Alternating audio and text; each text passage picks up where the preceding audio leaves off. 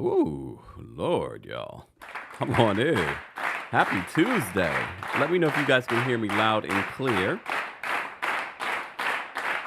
All right. Happy Tuesday, y'all. Shout out to everyone. I apologize for waiting. If you were on TikTok, then you saw what we were doing. We're prepping for our Tuesday Takeover. As you know, Tuesday Takeover is always a big undertaking because it is a mix of reality TV talk, hot topics, and a lot of other stuff, okay? So it is a lot to prep for, especially when you get last minute news that you want to add to the roster. Today's show is very much like what you're going to see during our New York City live show on January 25th. It's going to be a mix of hot topics, reality TV talk, and you will get an element of Q&A so you guys can ask questions or make shady comments, all right? Let me know if you can hear me loud and clear for those that are watching on YouTube, Facebook, Twitch, Twitter, and behind the scenes here on TikTok. Keep tapping your screens, TikTok. And for those of you that are watching on YouTube, like the video. But if you're listening to the audio version of this, don't forget to subscribe to us, Kempire on Apple Podcasts and Spotify. And don't forget to give us a 5-star rating on those platforms. All right.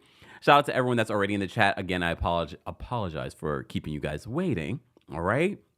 Apologize for that. Looking forward to today's show because Tuesday Takeover for me is the fun show. I mean, I love talking about the other hot topics and, separate videos that we do on reality TV. But this is where we get to talk about a mix of stuff that we don't get to talk about, like Below Deck, 90 Day Fiancé, Squid Game, The Challenge, things like that. So today, that's what we're going to be doing.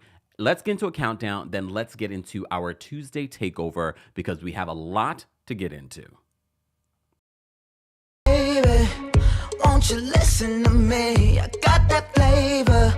I know you're dying to feed. I ain't no dancer, just got some hip in my feet. Now throw your hands up. Ooh, you bring the lighter. I got the fuse. You make a fire. I'll add the fuel. Follow my lead. Just watch your shoes. Gotta turn the heat up to get this cool.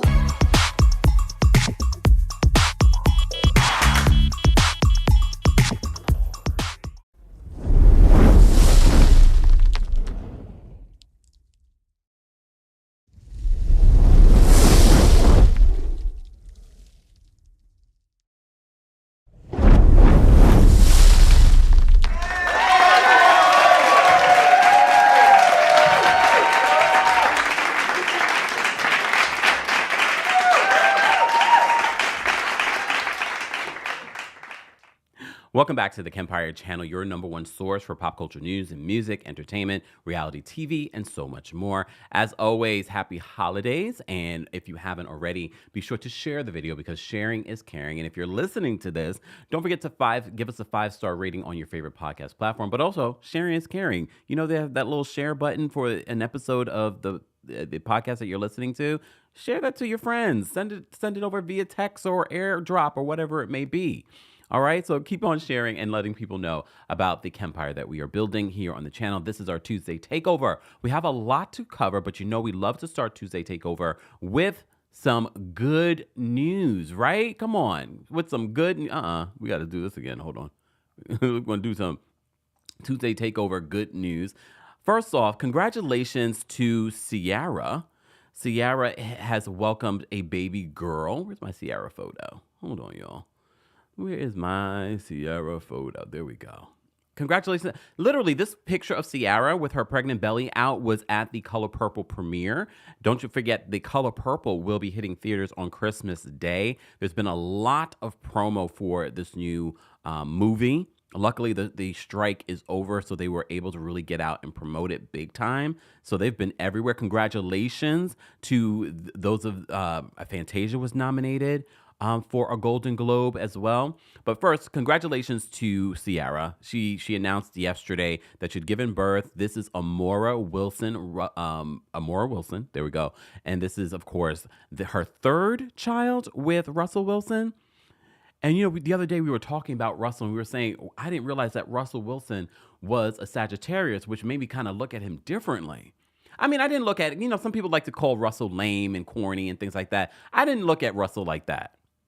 He seems like he's actually a very good guy, a smart guy, and she found gold with him, especially after just getting out of a relationship with Future. All right. And he seems to be a really great stepdad, bonus dad to Future Jr. So I'm really happy for Ciara. I'm ready for Ciara in her new acting career. I keep forgetting that she's in The Color Purple, but she's in The Color Purple. She's playing Nettie. All right. So good for Ciara. Congratulations to Ciara. Congratulations to all the Golden Globe nominees from The Color Purple, including Fantasia, Danielle Brooks, who I really, really love. Remember her from Orange is the New Black, but she's done so much since then.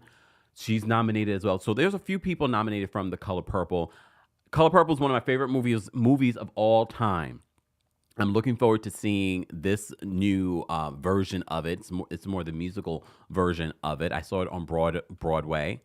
So I'm excited for this, and I'm excited for Fantasia because she also has said recently that this feels like a rebirth of some sort, her renaissance.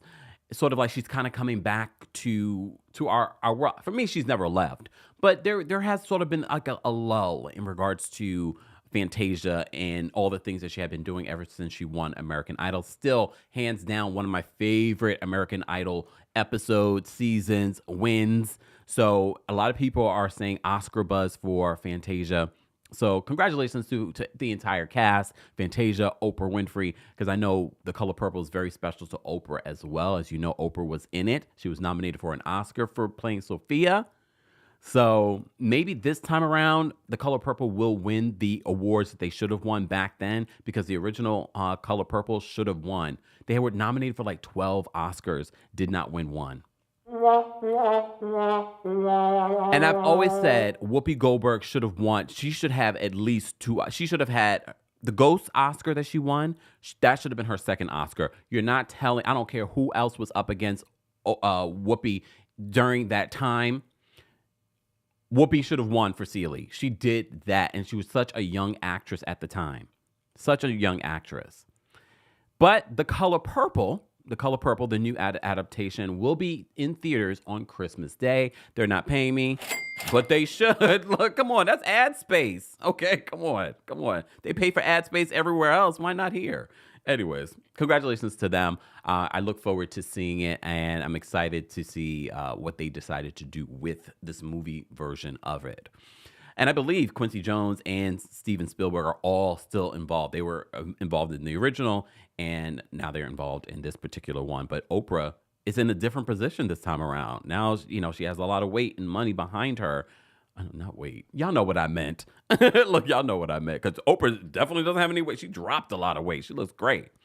But, yeah, so she definitely is in a bigger role. A bigger, not bigger role. Damn. Y'all know what I mean. Come on. Y'all know what I mean. Like she's coming, she's in more of a power position this time around than when she first played Sophia. Let me just move on. Congratulations to all the winners, okay? I mean, to the nominees.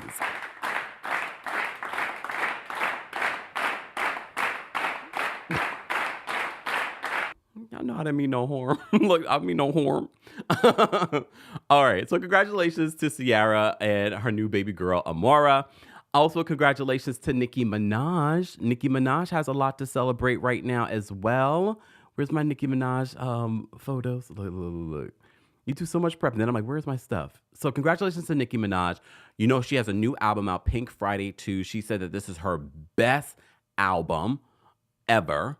So I've been listening to it. I don't know if it's her best album, but I will say I'm enjoying a few of the tracks. Like Fall For You. I like, is it Pink Friday Night? Something like that. I love that. I did like the Drake song Needle.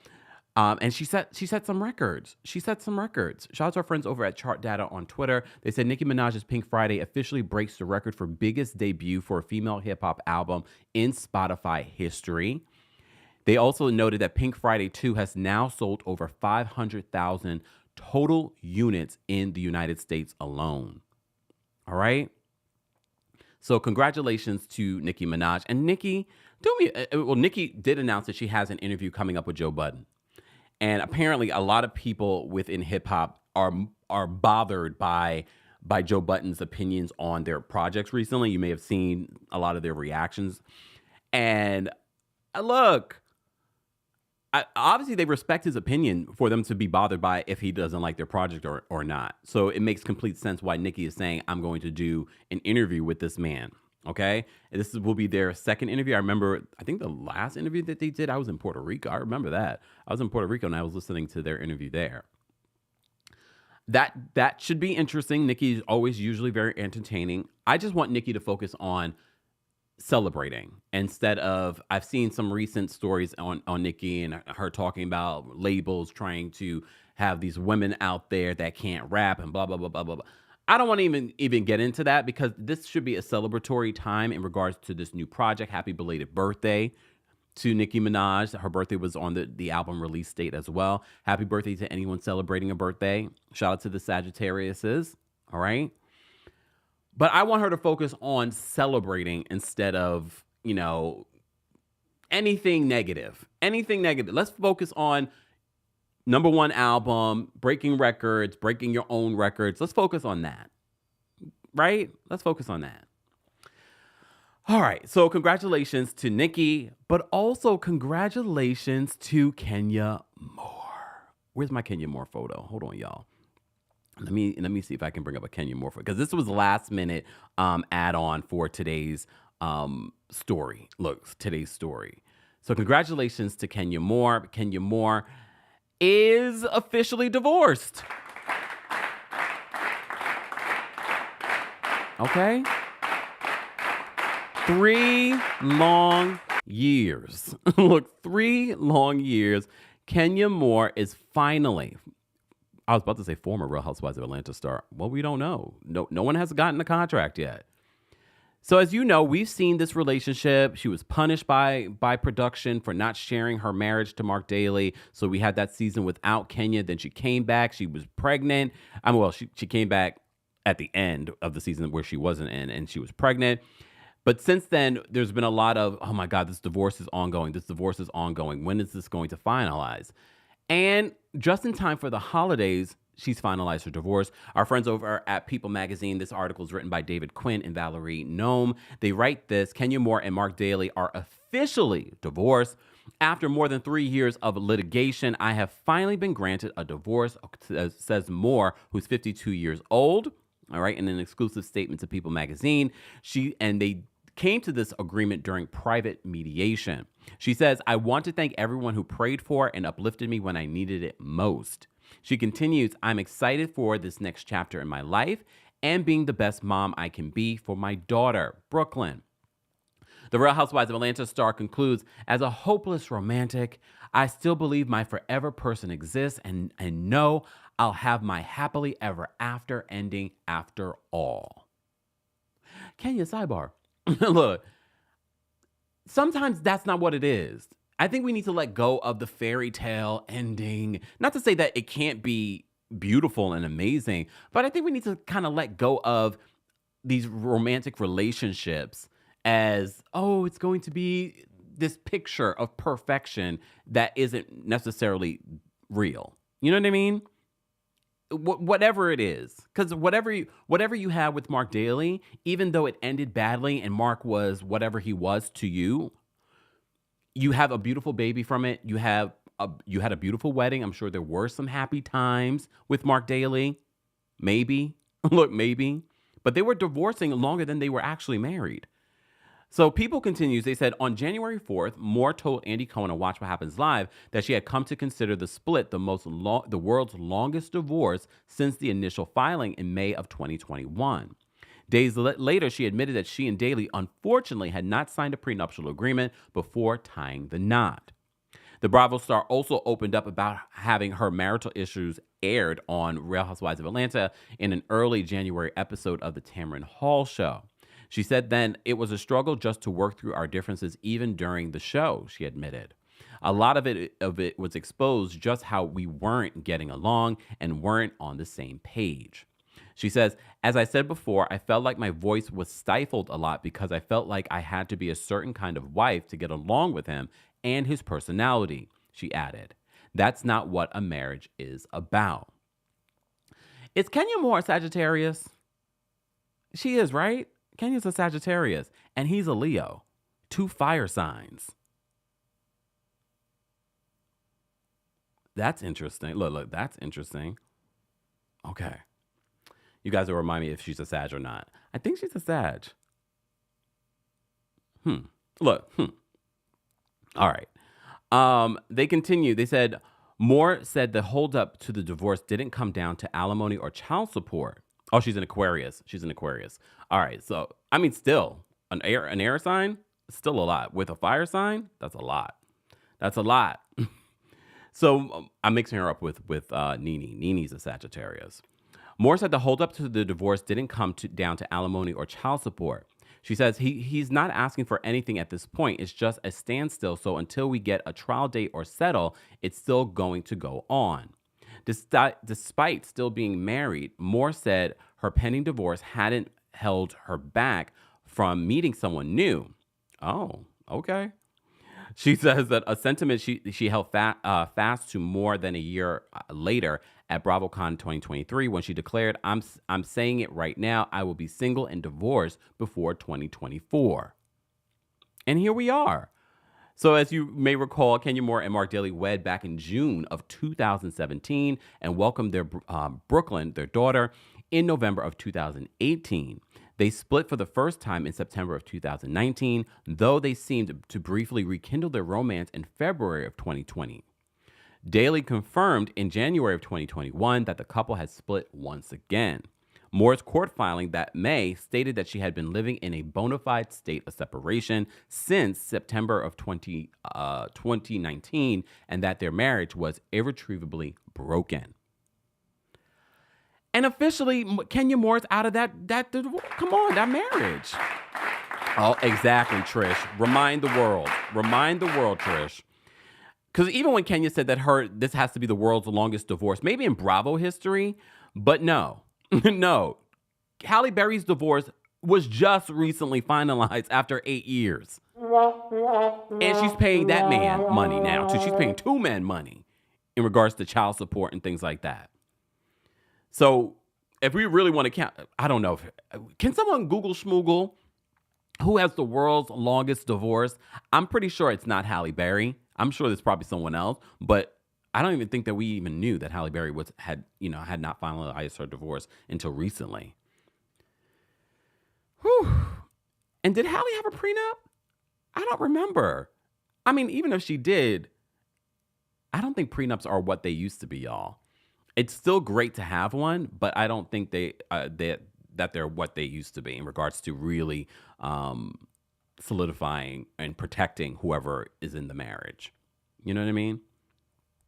Crystal said all these broke bums. You know what? Come on. It's the holidays, y'all. Come on. Let's get it together. Stop.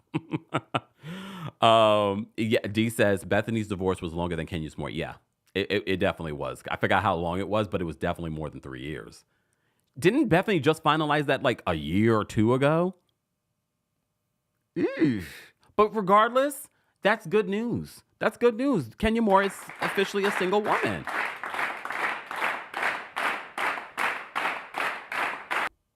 Thanks, Shirley. Yeah, I always mix up the housewives and what's astrological sign they are. I was thinking of Nene Leakes. Kenya Moore's an Aquarius like Marlo.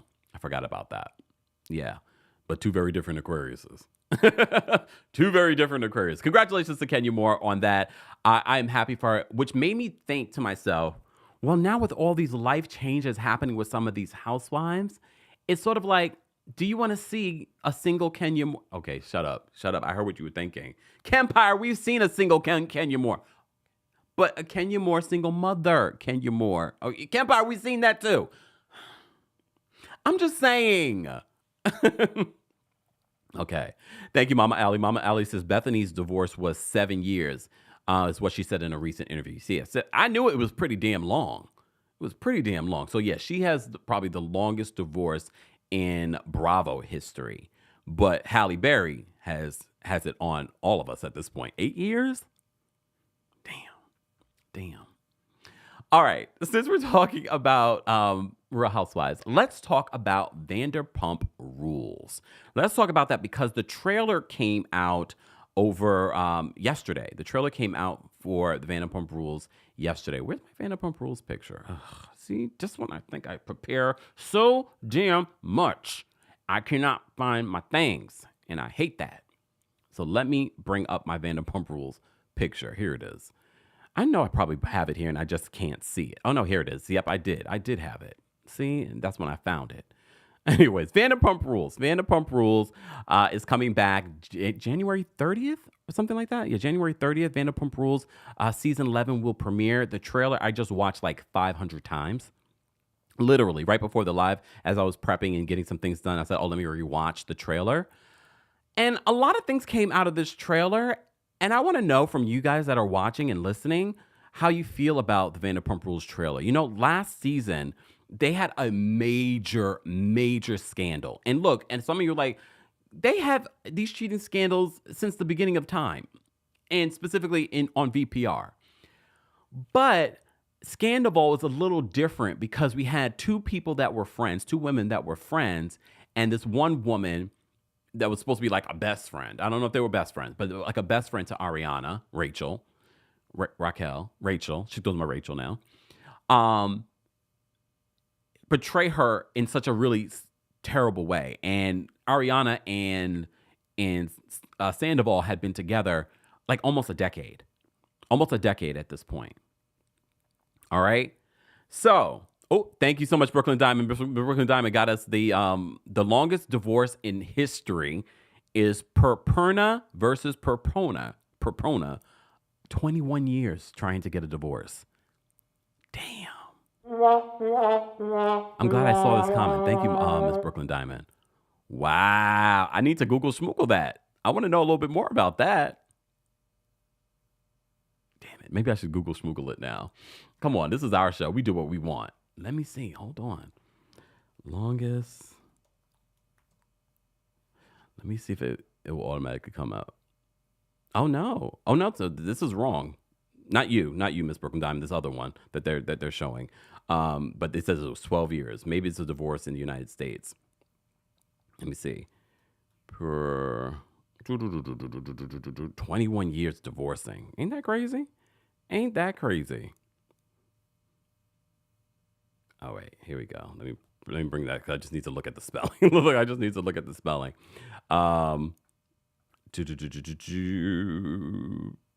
Pona.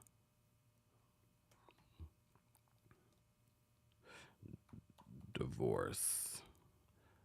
Yeah. It was in the New York Post, y'all. So the longest divorce in history, 21 years, was in the New York Post. Let me just get this. Let me call this up for a second, y'all. Guys, you're just joining us. This is our Tuesday Takeover where we cover a variety of hot topics, but also reality TV news. We were just talking about Kenya Moore and her divorce, and we were like, is this the world's longest divorce? Well, back in 2005, the New York Post posted this: 21 years war, longest divorce in state history. Oh, in state history, but I don't know if it's the longest, but it seemed like this might be the longest. 21 years divorcing someone? So the New York Post wrote this back in 2005, March of 2005, and they said it has raged for more than 21 years and cost hundreds of thousands of dollars, but now New York's War of Roses, the state's longest and most bitter divorce action, is lurching to an end.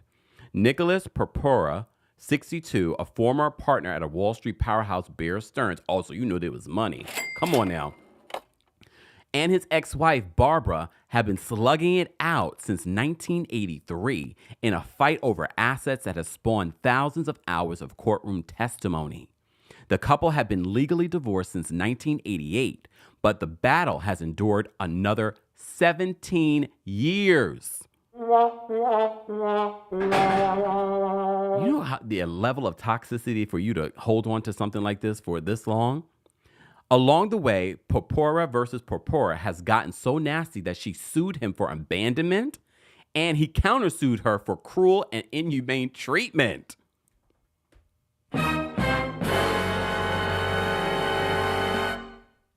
Okay? He accused her of humiliating and demeaning him and calling him a bozo in front of the kids. I'm sorry, I shouldn't be laughing. A bozo in front of the kids. This is from 2005, y'all. This is when they used bozo. Okay. She's countered in court papers that her ex blitzed the court system with an avalanche of suspect legal motions and appeals, even to the point of submitting phony bankruptcy records to stop her from getting his cash. All right.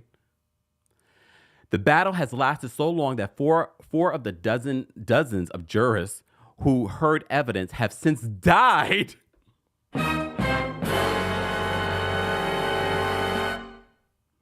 But a recent ruling that now requires that the former stockbroker to sell his prized Staten Island home and split the profits with his ex finally looks like the end to an epic saga. Last month, the $2.5 million 17-room home on West Entry Road, on Staten Island's fashionable Toad Hill. Oh, I'm from Staten Island, so Toad Hill, they got money over there. All right.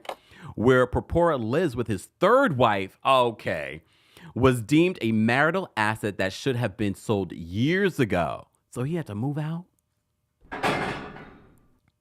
Desperate not to lose the turn of the century property, which boasts 6 working fireplaces, an English I need to see this.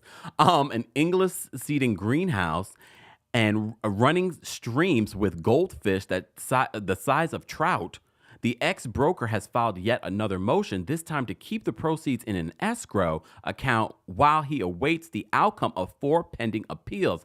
Kenya, I hope you see this and realize that, at least yours wasn't this bad. They said, but any last-minute intervention from the courts that may stay the imminent sale of his home could come too late, and he has actually begun to pack moving boxes. The once wealthy Purpura, who spent more than $100,000 on 6 different divorce lawyers, has appealed so many times that he's now representing himself. So he spent all his money in this divorce? The divorce has destroyed me financially. I lost my job because of this, and my second marriage too. He was on his third at the time of this. I wonder if he's married again. But I won't stop fighting, even if I have to live in a pup tent. Is he living in a pup tent now? Can someone give me an update on this divorce? Purpura says his ex-wife has already kept all the furniture and all the valuables the pair accumulated together, and the only thing he has left is an antique gun collection, which he's now selling off to live. Like, why would you even go through all of this after it? Oh my God, this is what I'm talking about. All right. His ex-wife's lawyer, Jeffrey Stroud, says the court have been more than tolerant of Purpura, who has appealed every decision in the divorce unsuccessfully. He's run out of moves, according to her attorney. The feuding couple's long legal battle is based around the validity of a separation agreement the pair signed back in 1983. This is 2005, y'all. We're talking right now. And her rights to his assets after that time, including the Toad Hill mansion. Purpura has even accused his ex-wife's lawyer of conning him out of the money and claims the court system itself has been influenced against him by a judge with a vendetta, whom he sued in a separate case. Okay? The couple grew estranged in the 1970s, y'all. And on October 5th, 1983, an agreement that was signed to provide her and their 2 children, now 34 and 31. This is 2005. So those children now are, carry the one, look, in their 40s. Okay. For 19 months, Purpura says that he adhered to the term of the agreement, $3,200 a month in maintenance and child support, while continuing mortgage payments for their former home on Longfellow Avenue, also in Toad Hill. Oh. But when Purpura made millions from a public offering of Beer Stearns stock, Maida went to court to win a ruling that the 1983 separation document was not legal. Even after the couple's divorce was made official in September of 1988, the battle continued. A new round of Purpura versus Purpura litigation began in March of 2003 and finally concluded with the order for Purpura to sell his home. But Purpura says he'll go on fighting. Is this man still fighting? It's 2023. Purpura vowed, saying this: "They can sanction me all they want and perhaps take my home, but I'll never give up until I have a fair hearing." Whoa, whoa, whoa, Mr. Purpura. Whoa, whoa, whoa. Whoa. The longest divorce battle in history, even though technically they were divorced, according to this, in 1988. But they were battling this. This article is from 2005. So he continued with this divorce battle even well past that. 1988, and really? And this is what I'm saying in regards to the situation with Kenya Moore. I'm glad that this is over. And I'm not saying that it's easy just to divorce. Just take it. Just take the money, whatever you want. But sometimes it's just worth it for your sanity, for your mental health, for you to move forward in your life. And I'm happy that Kenya can probably now finally move forward. All right, Janelle, what's the update? Janelle says, according to Google, this man, Nicholas Purpura, has also sued Chris Christie when he was New Jersey governor, and separately sued Chase Bank. Sounds like someone may be Sue happy. He's very litigious. If you have an update on Nicholas Purpura, please let us know in the comments section. I would like to know where this man is today. Whoa, whoa, whoa, Nicholas. Whoa, whoa, whoa. The wife is doing pretty well, though. Because you know this man had a lot of money. He worked for Bear Stearns and apparently made some money off the sale. Okay. Off a stock sale? All right. Let me say thank you, Mental Fit Chick. Hey, happy holidays. Thank you for the super chat. Mental Fit Chick says, hey, Kempire, they're both gems, Russell and Ciara. Yeah. Good for them. I'm happy for them. I'm happy that they're in a great place in their lives and with a beautiful family. Ciara, thank you so much. Not the Ciara, but another Ciara. Ciara, thank you so much for the super chat. She says, sending love from BK. What time is the live show over in January? I want to come, but I got to get the express bus back to Canarsie. The life of living in New York. It's at 9:30 with a meet and greet at 8, I believe. More details on the January 25th New York City live show, Kempire After Dark, is available in the description of this video. All right, so go check that out. Go get your ticket. Tickets are selling fast, thankfully.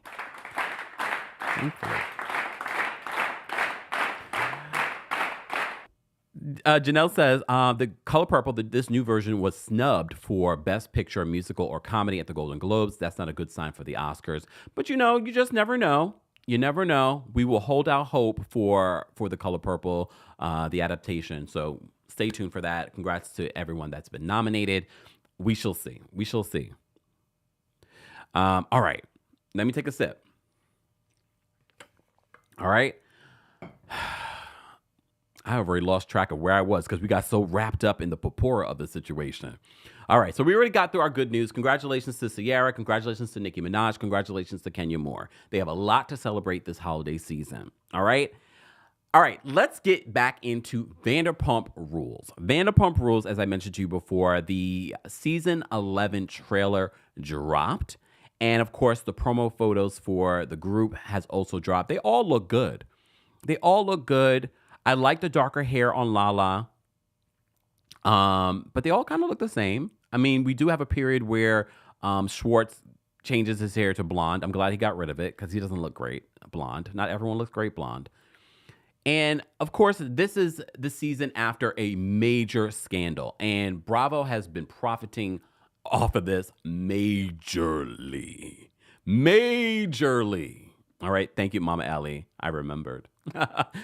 So, of course, season 11 has a lot to live up to. A lot, because they broke all kinds of records for Bravo and Peacock with this past Scandal season. So some people are sort of like, am I in? Am I out? Based off the trailer, I still love the little commercial with the R&B version of their theme song. Dun, dun. I don't remember the words, but you've seen it. I was like, oh, I love this. I love the commercial. I'm not that excited for season 11. I'm going to watch and we're going to recap at least the first few episodes to see if it's giving. But based off the trailer, it looks like Ariana and Sandoval are still living under the same roof and it's awkward as hell. I'm still trying to understand why they haven't just sold this place. I don't know if it's because money's tied up in it. I don't know. Maybe we will have a better understanding after watching the season as to why they have chosen to live under the same roof still after such a major cheatation situation. We also get to see Ariana's new boyfriend. I always look at somebody with the side eye, but I know I'm different. I wouldn't even do reality TV. I would not have my relationship on reality. I don't really have my relationship on social media.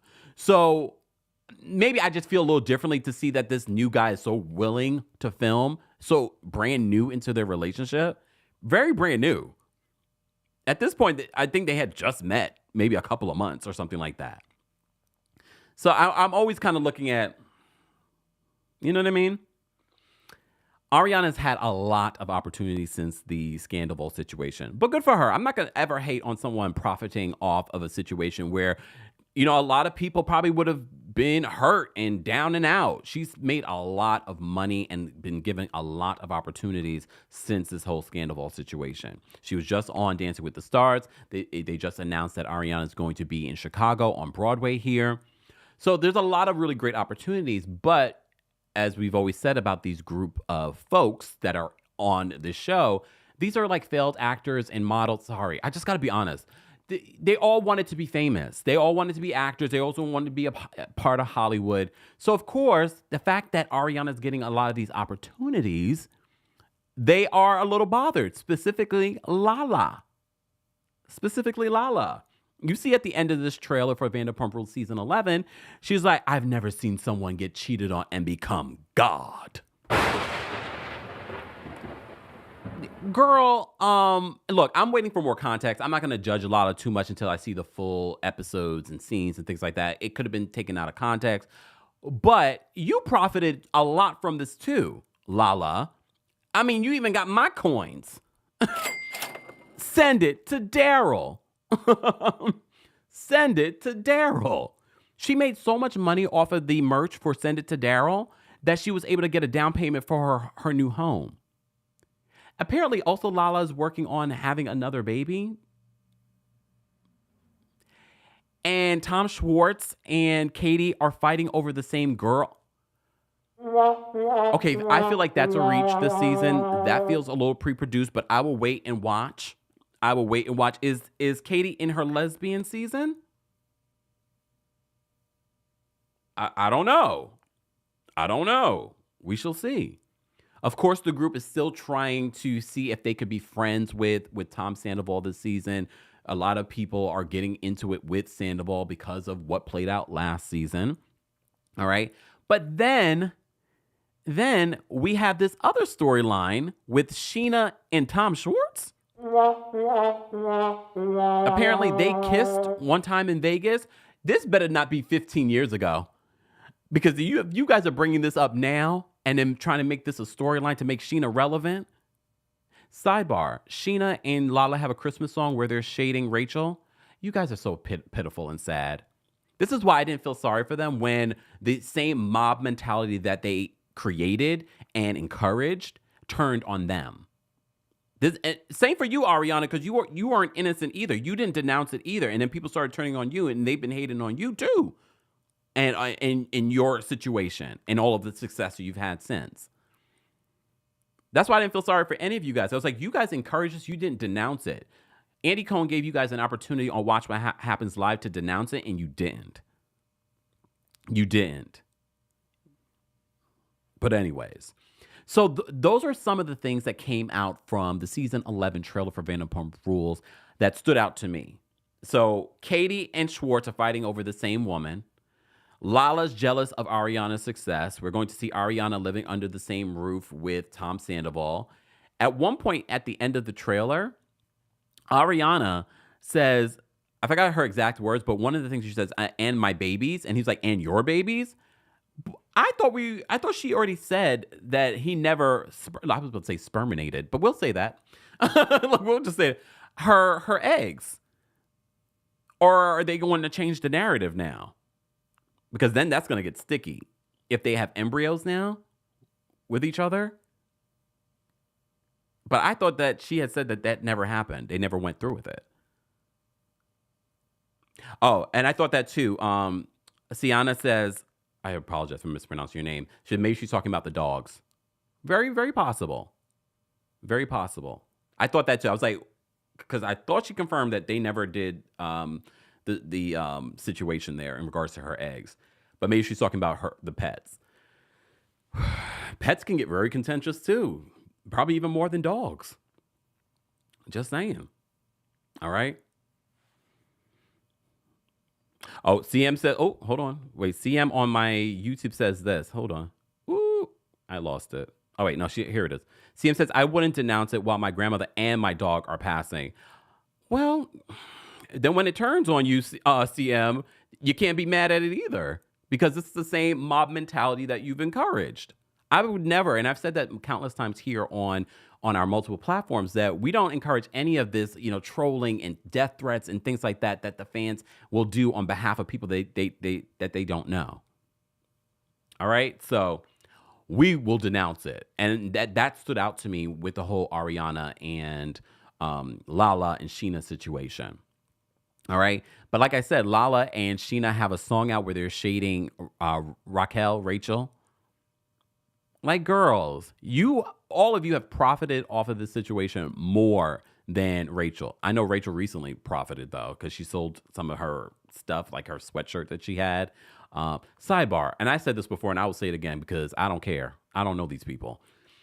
At BravoCon, I have to say, no matter how you feel about Tom Sandoval, I feel like he had some top-tier merch. Like, it was quality. It looked good. One of these young ladies that I met at BravoCon, she had bought one and she styled it like a dress, sort of like Rachel. Sort of like Rachel. But it looked better on her because she had body. And I was like, this is beautiful. And the quality of his sweatshirts were good. I didn't get one because I was like, I'm not promoting Tom. But I was like, if you're a fan, I can see it was worth the money. It was a good coin. It was a good coin. But yeah. But the Sheena and Tom Schwartz situation in regards to them kissing maybe like 20 years ago, that they're making a storyline this season and now it's causing issues with her and Brock. Y'all can keep it. I can see that might be something. Look, I'm going to keep an open mind, because I'm going to try. But at the same time, I'm like, y'all are reaching. Y'all are also reaching in regards to Schwartz and Katie fighting over the same woman. Maybe. And of course, Lisa Vanderpump is in the middle of it all. Ms. Brooklyn Diamond says they have all cheated and did scummy stuff. Ariana and Raquel were not best friends, and it's all suspect that this happened after filming and a rumor that the show being canceled loomed. We've talked about it all. Yeah, I mean, I don't think it's a rumor. It's not a rumor because the executive producer said that they weren't even sure if they were going to get a pickup for season 10. So I wouldn't be surprised that they're pulling out all the stops. And because season 10 was so monumental for Bravo, I mean, it was big. They have been trying to squeeze all the stuff that they can get out of Scandal since then. Even now, they're doing little specials about the years of Vanderpump Rules. And don't get me wrong, because I was doing a watch of the early seasons. The early seasons are really good of Vanderpump Rules. They are. But a lot of you said for season 9, wrap it up. But apparently, Bravo executives probably felt the same way. And do I believe that the cheating situation was real? I do. But the way the media machine behind it, remember Nene said the same thing about the Portia cheating situation with Simon Guobadia. That push, that media push was Bravo. That's what she alleged back then. Just saying. Always stood out in my mind. Vanderpump Rules will premiere January 30th on Bravo and Peacock alike, and our recaps will return. At least for the first few episodes, because if it's lackluster, I'm not going to commit. Look, I got commitment issues. All right, we just started recapping Vanderpump Rules last season. Shout out to my girl, Grace Report. That was our number 1 podcast episode for 2023. So it even helped us. It even helped us. It even helped us. Grace and I we had a different conversation about Vanderpump Rules, especially as being Black people talking about this show. We talked about that as well during our Vanderpump Rules 101 recap. So we went from season 1 to the scandal, and she's been watching the show for a very long time, and we discussed it then. So if you missed that podcast episode or the visual version of that, you can find that on the Kempire Radio YouTube channel, but also you can find the audio version of our live shows like today and some past episodes on Kempire on Apple Podcasts and on Spotify. All right. I've been talking so much already, and we still have so much more to talk about. So let's get into some other things. Let's get into Below Deck. Below Deck Med. Shout out to Toomie. I do still very much enjoy Toomie. Poor Toomie has dealt with a interior crew that has been a mess. All right. Shout out to Jessica for getting her back broke by Luca this episode. But Luca is still texting with Natalia. He's still texting with her. We already know based on the preview that we're going to see Natalia later on in the season. Poor, what's his face? Oh, I didn't bring it over here. Hold on. I got to bring my photo of Kyle. I love Kyle for the show. Would I love Kyle in real life? Probably not. But I think Kyle has been great for the show, but he's feeling it this episode. Poor Kyle is feeling it this episode because he's feeling it from the chef. He's feeling it from Captain Sandy. He is having a tough time. He calls his now fiance, telling him about the tough time that he's going through. Like he's going, and this is why I feel like Below Deck Med is great. Below Deck in general is great, but they need to do a cruise version. And I know that would be a huge undertaking, but they need to do a crew version. But this is why I love Below Deck, because there's a lot of drama that happens behind the scenes that the charter guests have no idea are happening. All right. So I know some people probably look at Kyle just being sensitive. You started all this drama and now all of a sudden you're in your feelings. I think it's a combination of, it's been a long charter season. We have to keep in mind, Below Deck folks are filming a reality show, which is a large undertaking. And they're working 24/7 for various charter guests. And that could be a lot too when you think about it, because it's sort of like, at least if you had one charter guest, you kind of get used to their personalities and their needs. Every few days, it's new charter guests with different needs, different personalities that you have to adapt to. And you're filming a reality show. It's a lot. So that's what I take into account when I see Kyle breaking down this episode. But that charter guest, that man went down to the cruise quarters trying to, he had to be drunk. But he also didn't seem that drunk to me. He also seemed just a little strange, because even the next day he seemed the same, a little strange. So do you guys really think that he was drunk? I think he was intoxicated, but he felt, unless he was intoxicated the next day too, very possible. Very, very, very, very possible. But Captain Sandy was not having any of that. She had to talk to the primary and say, you need to get it together with him or he's going to have to get off the boat. He can't just go down to crew quarters like that. You know what I mean? Alex says, my mom just overheard and said, he likes Kyle. Ew, I can't stand him. But that's a good thing, Mom. I like him. When I say I like someone on a show, it doesn't mean that I would hang out with them. Doesn't mean I want to be friends with them. I'm thinking from a producer's perspective. I'm not a producer, but I'm thinking from a producer's perspective when it comes to reality television. He's great television. If we didn't have Kyle on this season being as Carlos would say, a force multiplier, that's exactly what he's doing. He's causing drama. He's starting the stuff. He's lighting the fire and then running. That's what Kyle has been doing all season. All right. See, Miss Brooklyn Diamond says, last season Kyle was a pot stirrer and caused a ton of drama and was lazy. Wow. At least he's not lazy this season. Miss Brooklyn says that karma is paying him back. I mean, he's still been messy this season. I feel like I still consider Kyle a pot stirrer. I still consider him a pot stirrer. Amy says that Kyle is definitely a hire for the show. Well, yeah. Yeah. Poor, who is it? Where is it? Hold on. They keep getting sick on this ship. And I always keep thinking, is it the vid? I'm like, why y'all keep getting sick like this? And why don't you just throw a mask on them once they're sick and then kick them off the boat? Like, I need to figure out why you're so sick. Like, everyone has gotten sick on this boat, I feel like. Let me see. Who's there? Anyone else? Haley. Oh, Haley. No, it's not Haley. Lily, the new stew, which they haven't, I couldn't find like new updated photos from Bravo in regards to Max and Lily.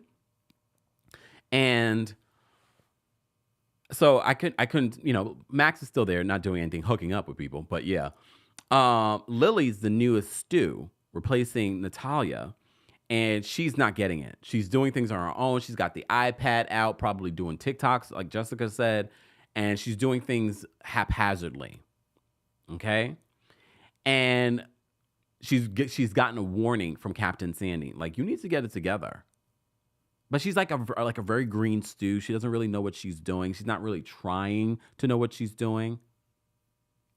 Her and Kyle had a conversation because she didn't really like Kyle based off of her relationship with Jack.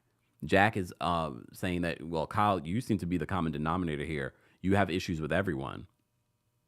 But I still think that Jack had a crush on Natalia. Anyone else? I think that he did. As I said to you before, Luca is still in communication with Natalia, but he said things were complicated with her because she had a man. So Luca has moved on, and he's hooking up with Jessica. And I don't blame Luca, because I don't feel like Luca is a player. I think Luca has been very transparent on who he is. And Jessica, I know you're going to get into your feelings, but I just kind of wish you took this for what it is. You're on a charter season. You both probably live on different parts of the world anyway, or will be because of the work that you both do. So why are you getting in your feelings about this relationship? Enjoy it while it lasts. Get your back broke. And then, move on. But that's me speaking as a man, not, and she's a woman, so, a little soft and pink. So, okay. Still, just take it for what it is. Take it for what it is. And Tommie is just struggling with the fact that her stews just will not get it together. Deborah says that I agree, Kempire, about Jack's crush. Voxy says Luca is not nice. Why? Poor Luca has been struggling this week in regards to his deck crew as well, because they seem to be falling apart in regards to coverage. And Captain Sandy's like, you need to make sure that you have proper coverage on here, especially if you're going to be leaving the ship. So they've been having a little bit of a struggle, but this is Luca's first time being a bosun. All right? Miss Brookendine said, Natalia left. Yeah, Natalia left. Because, she was struggling being on the ship without her man and all that stuff. But she's still in the area. She's still in the area. Because we're going to see her come back later this season. Just saying. All right, let's move on from this. Let's move on from Bravo in general, guys. If you haven't already, be sure to like the video. If you're listening, don't forget to rate and review us on your favorite podcast platform. You will be able to hear the audio version of our Tuesday takeover there. Shout out to everyone watching on multiple platforms, on YouTube, Facebook, on Twitch, and here on TikTok as well. Let's move on to Squid Game Challenge, because I don't necessarily have a lot to say about Squid Game, the challenge. Here's the thing, though. If you are concerned about spoilers, turn me off now. Turn me off and come back. Look, come back in about 10 minutes, all right? Because I'm going to spoil it for you, all right? Because at this point, you should know who the winner is. Unfortunately, it was spoiled for me, literally the day that they announced the winner. Which was fine, I guess, but I had a feeling I knew who this winner was going to be. But before we get to the winner, just in case to give you guys an opportunity to get out. All right. So the final three. Okay, before we get to the final three, let me tell you, I loved these two. The Gumbo Gang, part of two of the from the Gumbo Gang, 243 and 232. Their relationship, their father-son relationship, understanding for 243 where he came from and how he grew up. All right. And he lost his best friend in the very first battle that they had, the very first battle of Squid Game, the challenge. I love the fact that they even thought to turn that show into a reality series, because I would have never thought that. But I'm glad that they did, because some of these challenges were epic. They were epic. It reminds me a lot of Big Brother. Big Brother's different because it spans weeks and months and living with the same folks for a very long time. But I appreciate Squid Game, the challenge, because the games are interesting. The mind games are interesting. It's a lot. And you're trying to learn how to trust someone. And then every time you lose someone, you get $10,000 per person. And then they have this big ball of money. And I haven't confirmed whether or not this is the largest payday in reality TV history. I think it is. $4.6 something million. That's a lot of money. Nearly $5 million. Sidebar, the winner said that I'm not going to tell you the winner just yet. I'm going to, though. So if you don't want to know, get out of here. They said that they have not received their money yet. And then I thought to myself, maybe they did not give the money to the winner until it was actually the episode aired. But if you watch the final episode, you see the winner go to an ATM and check their balance, and the balance says, $4.6 something million is in there. I mean, I didn't take that as a literal. Did you guys really take it as literal? I didn't take it as literal. I don't know when she's going to receive her money. I mean, they have to give her money. She won the game. Oh, damn, I told you. All right, let's talk about the winner. No. Before we get to the winner, I want to talk about the bridge game. Okay, so last week when we talked about Squid Game, the challenge, we were talking about some of the games that they played. They played that you have to pick the shape. That was an interesting game to watch. First of all, getting to picking the shape was an interesting game. And one of the aspects of Squid Game is being able to compromise, being able to negotiate, being able to figure it out amongst yourselves before you play a game.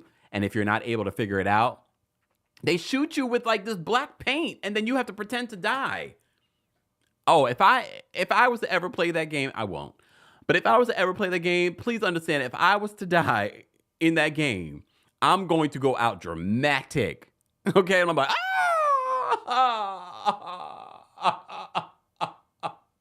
ooh, it's going to be the longest death ever. Please understand. But it's really traumatic when they do it. It's like the sound. Oh, and then they have all these soldiers walking around dressed like this, so you never see their faces. It's scary. It's scary. But I have to say, anyone else shed a tear watching Squid Game, the challenge, especially when certain people you've gotten to know in episodes and the relationships, like I said before, when they got rid of, where is it? Ooh, I just had this picture and I can't find it now. When they had 243 and 232 and they were eliminated at the same, I was kind of glad that they were eliminated at the same time, but it's so quick. Some of these challenges are so quick when they eliminate folks. It's like, damn. And you want certain people to make it through. The mom and son, they had to play against each other. They won like a picnic game, but at the bottom of the picnic basket was the next challenge. And I literally thought this before they had decided who they were going to picnic with. I was like, the mom and son should not picnic together. I did not realize that there was a challenge coming up where they would have to go against each other and one of them would be eliminated. But I literally thought, I was like, y'all shouldn't sit together. You should sit with someone else. But they ended up sitting together, and those two women, the two black women, who had bonded, they had sat together. They had to eliminate, one or the other. So we literally, in the middle of them playing the games, we get these little sort of like, what's the room? Interrogation room, where we get to learn about the folks that are in this sidebar, and I said this on Twitter. Anyone notice? I felt like a lot of the LGBTQIA plus community were a part of Squid Game: The Challenge. I don't know. I don't know if it's just the way that it was edited, or we're just really good at the game, and we ended up being in like a lot of the finalists. I was like, there's a lot of us in this. Look, there's a lot of us in this damn show. Even at the end, I think we had 2 out of 3. look, 2. I don't know if what's the name ever confirmed, but I think so. I think so. I know one of them did confirm, the guy with the beard. All right, let me just look. The final 3. This was the final 3 for those that didn't know. I hate a long beard. I'm sorry. I'm sure he would probably be very handsome without that beard, or like a shorter beard. But that's just me. This game, even them all wearing the same outfit, the environment that they're in, it plays with your mind. It definitely plays with your mind. The final 3, 451, 287, and 016. The winner, 287, won $4.6+ million. But before we even get to that, can we talk about the bridge? Because when I tell you some of the challenges of Squid Game, the challenge, are really epic, I have to say the bridge. I did love Battleship, even though I never played Battleship as a kid. I loved this human battleship game that they played. But the bridge, oh my God. The bridge, oh wait, sidebar. Vanessa says the contestant that had the one-man picnic was so spared, but got eliminated shortly. Yeah, poor guy. I mean, it was like cool at that moment, but then he was gone quickly. The bridge game though, ooh, let me tell you, this bridge game was something to watch. So you had to get across the bridge within a certain part of time, but I don't know if there was any rhyme or reason on how to get across this bridge. But if you stepped on the wrong square, you dropped, and you literally saw the person drop pretty far. I mean, obviously it didn't drop to their death, but it felt like it. But before they even got to the bridge, they had to play another game to figure out your number order. So if you were number 1, you had a higher risk of getting eliminated very early. If you had a lower number, like the winner, Mai, then you had a better chance of surviving and getting to the end. So the group agreed to play this game differently. They didn't just have one person go and get eliminated. They said, we're going to work together.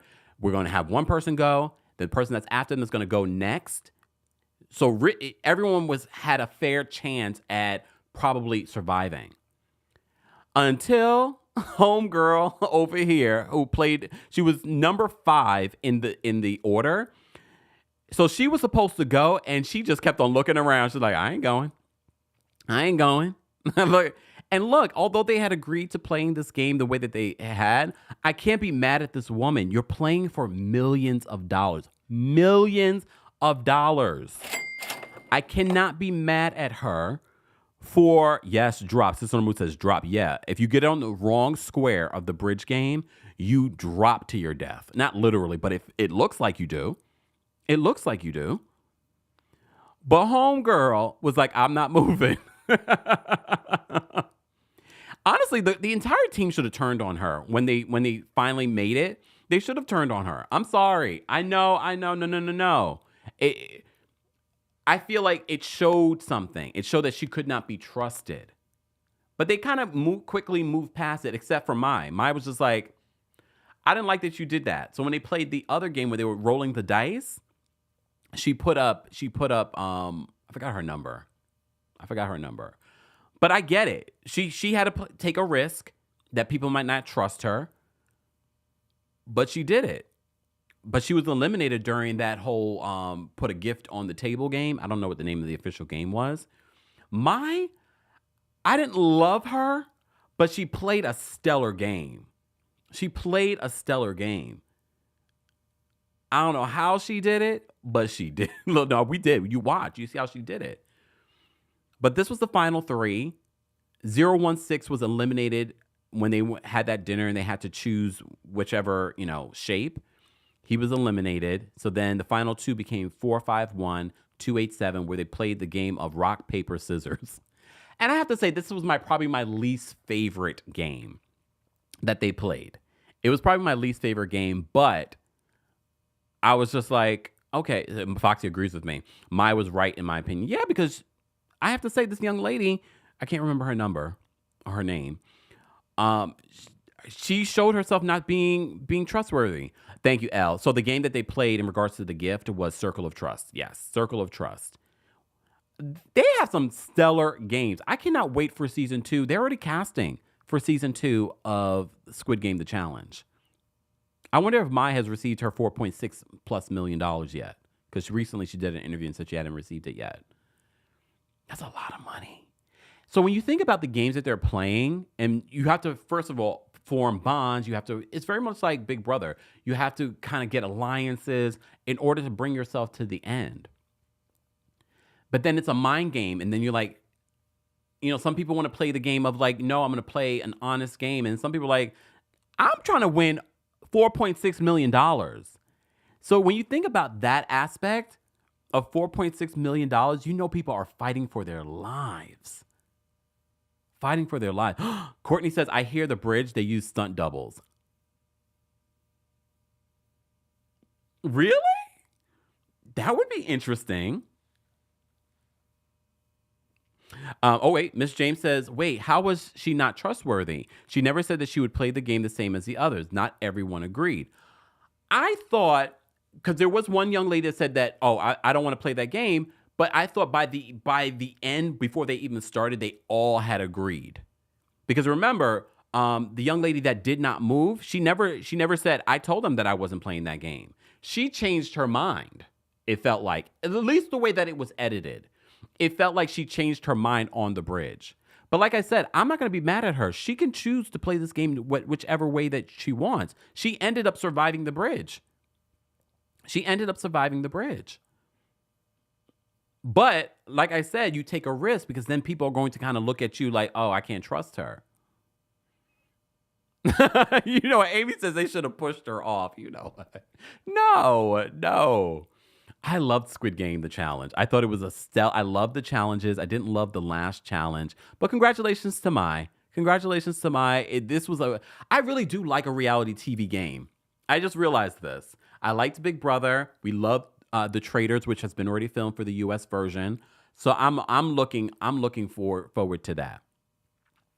C Marie says nope, she hadn't agreed. All right.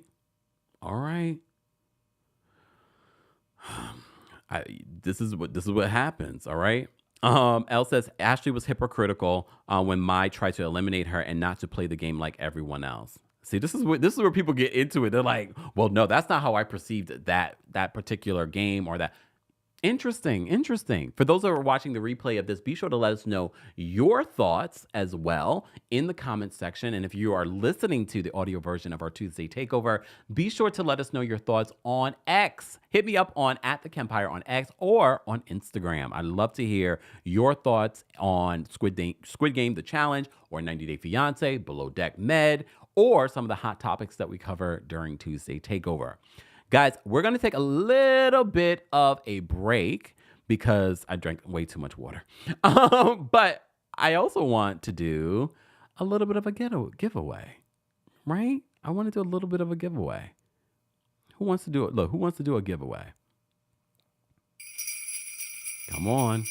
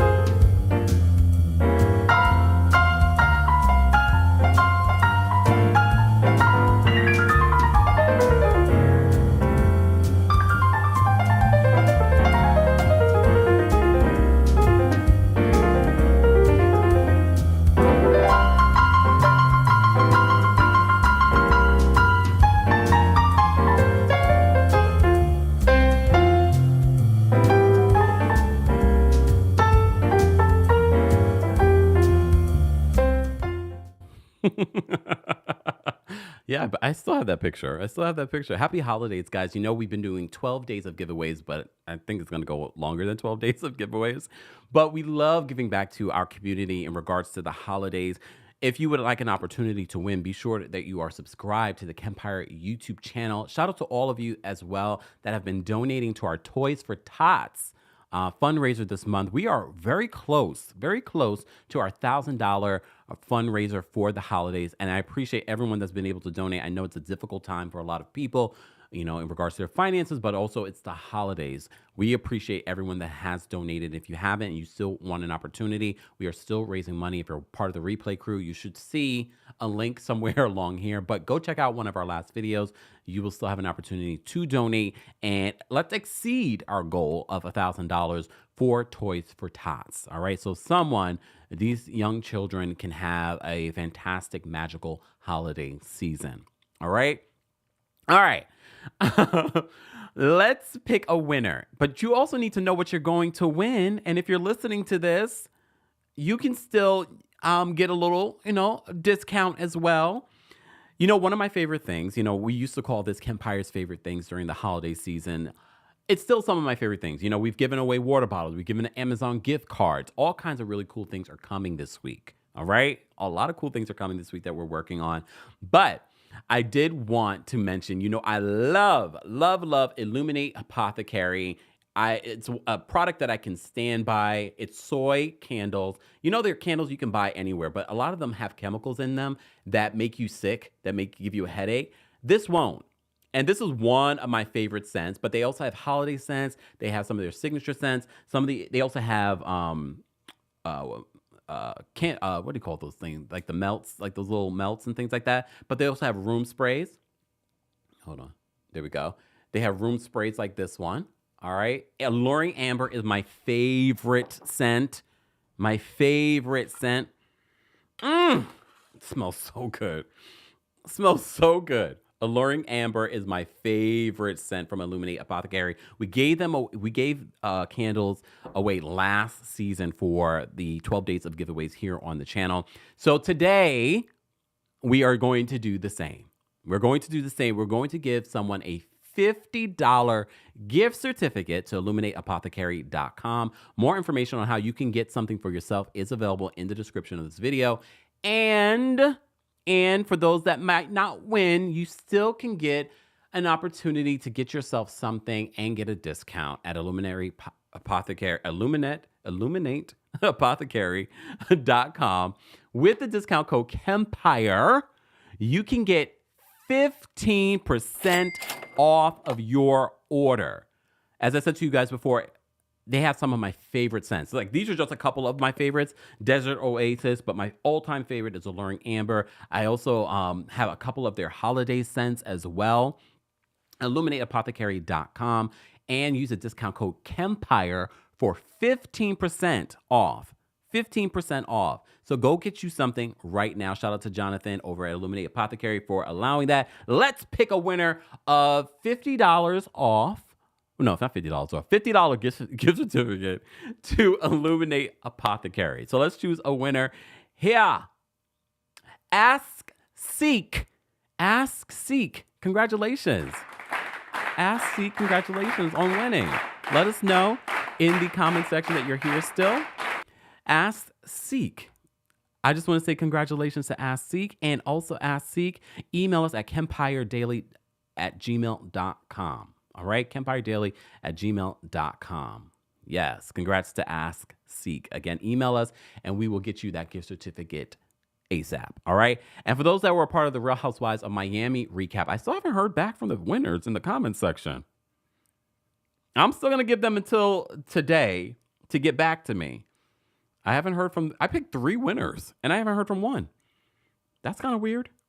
That's strange. I even went back to double check that I put the right email. So if you won in the comments section, be sure to let me know your name and all that information that we will need in regards to the winner. All right. Congrats, Ask Seek, for winning a gift certificate to one of my faves. Illuminate Apothecary. But as I said to you guys before, even if you didn't win, you still won, because our friends over at Illuminate Apothecary are giving you 15% off with the discount code Kempire. Don't forget to use it. All right.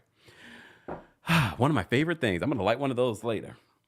All right. Congratulations. Thank you to our King's Guards for holding us down in the live chats on multiple platforms. Thank you to our channel members. If you would like to become a channel member, head on over to teamkempire.com/join. And again, if you're listening to this, don't forget, you also can get a benefit of some of what's going on here. This is why it's important to be subscribed and following us on all platforms. All right. And turn on your notifications so you don't miss out on anything. All right, so let's move on. Where are my notes? Tuesday Takeover is a lot to unpack. All right, now let's get into this. We got a couple of things. We got a few things. I want to play this clip from Dr. Heavenly's recent live recap with Carlos King, where she talked about Phaedra. So you already know that I've been a little frustrated with Phaedra being on Married to... Okay, now frustrated is not the right word because I could care less. But I also was a little concerned that Phaedra was going to stink up the place over at Married to Medicine. But she's not stinking up the place, but she's also not... She's not really offering much. But according to Dr. Heavenly, maybe later in the season, we'll see a little bit more of what's going on with Phaedra. But there was a little bit of a but a little bit of an issue between Quad and Phaedra this week on this week's episode. If you missed our Married to Medicine recap, be sure to check that out. We talk a little bit more about it. But part of our frustration is that Phaedra is on this show claiming that she's with a doctor, but we haven't seen the doctor. But we also haven't seen like her own personal story. So Carlos asked Dr. Heavenly yesterday, what's going on with Phaedra's storyline? Talk to her about Apollo, because the way y'all held Quad's feet to the fire, y'all should have held Phaedra's feet to the fire and said, look, bitch, what's going on with you and Housewives? Why are you not on the show no more? Where's Apollo? Now, do you want the truth or you want the truth? I only want the truth, nothing but the truth, so help you God. Now, bitch, when I first started, I wanted to ask about all of that Housewives stuff. I ain't gonna say no names, but Candy, I wanted to ask. Phaedra broke down and was like, this is a different show. We're not talking about that. She called the network. It was a big whole thing. She didn't want to talk about that. So what am I to do? I can't. She called the network? Like she tattletaled? Well, Dr. Heavenly went on to say that this all happened off camera. This all happened before they even started filming. Like she told Phaedra like she wants to know more about Real Housewives of Atlanta. She wants to know about what happened with her and Candy. She wanted to know more. But she also, like Carlos was saying, she wanted to know, we as the audience want to know more about Apollo. That is a part of your life. If you don't want to talk about Real Housewives of Atlanta, okay, new show, something different. If you don't want to talk about Candy, understandable. All right? However, Apollo is still a part of your life. And the other day, look, the truth ain't in Phaedra, because even at the wedding, her's like, yeah, I met my husband when we were in high school. And I was like, wait, look, carry the one. And you guys reminded me like, no, there's a 5-year age difference between her and Apollo. She just constantly lies. So a lot of you, when I posted about this last night, were like, so why is Phaedra here? Because she's offered really nothing besides, oh, yes, hey, yo, That's all she's offered us. And I'm done with the tomfoolery, especially of black people, black women on these shows. I don't want to see that all the time because I feel like it goes back to some history. You Google schmoogle the history in regards to us just sort of like shucking and jiving for a network. You know what I mean? So I don't really love to see that, especially from a woman that is so educated and has all these different jobs. And I know that she can offer more because she has offered more on Real Housewives of Atlanta. But she really has become a caricature of herself. And I'm done watching that. Vanessa says that she met Apollo when he was locked up. And then she got knocked up, lying about due dates. I mean...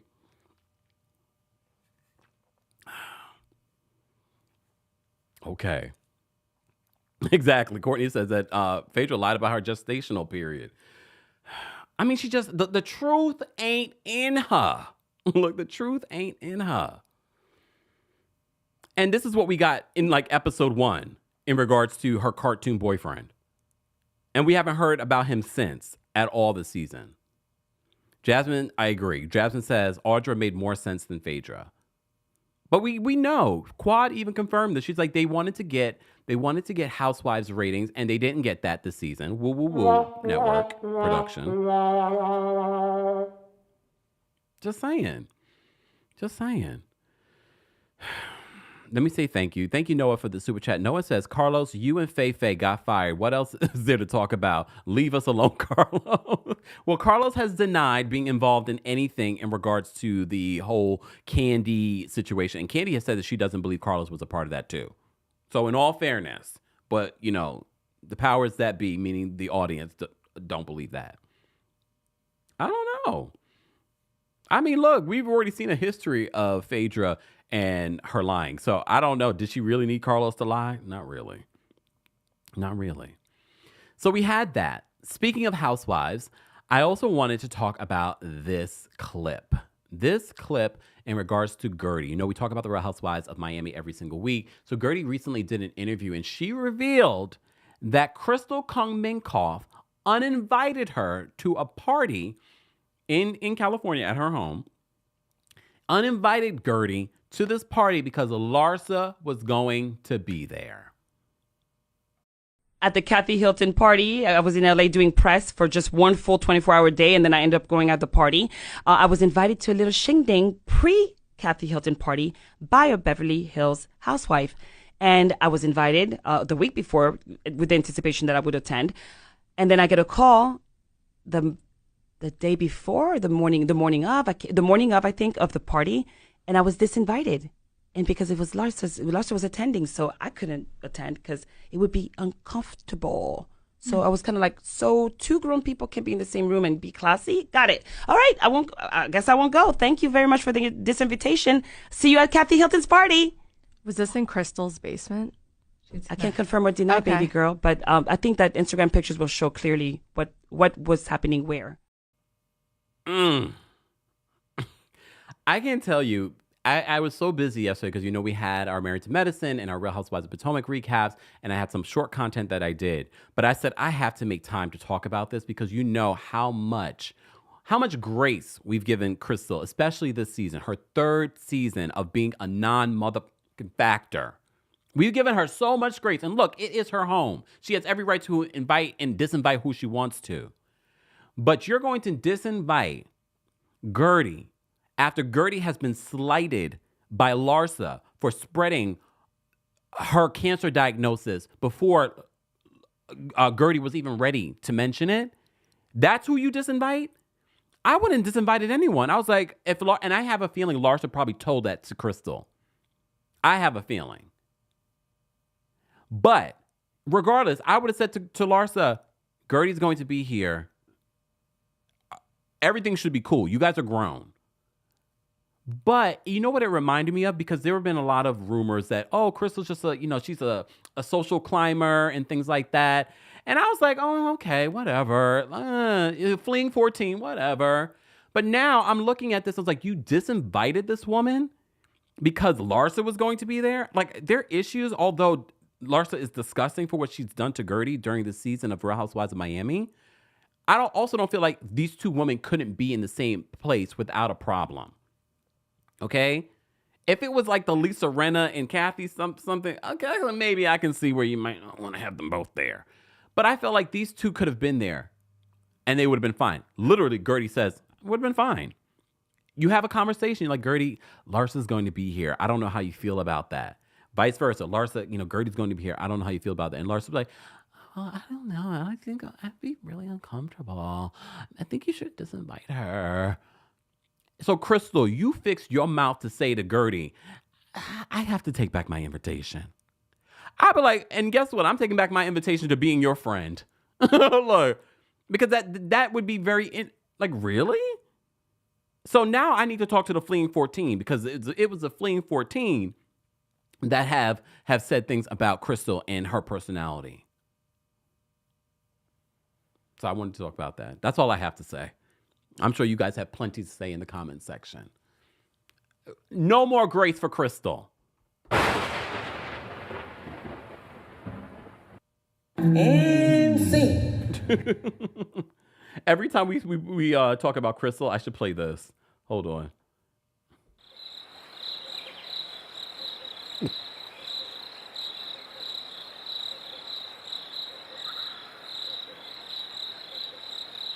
We might as well. The producers do it. Anyways, look. Anyways, we really have been riding for Crystal. I said, oh, you know, she loves Brandy. I'm gonna give her some grace. No more grace.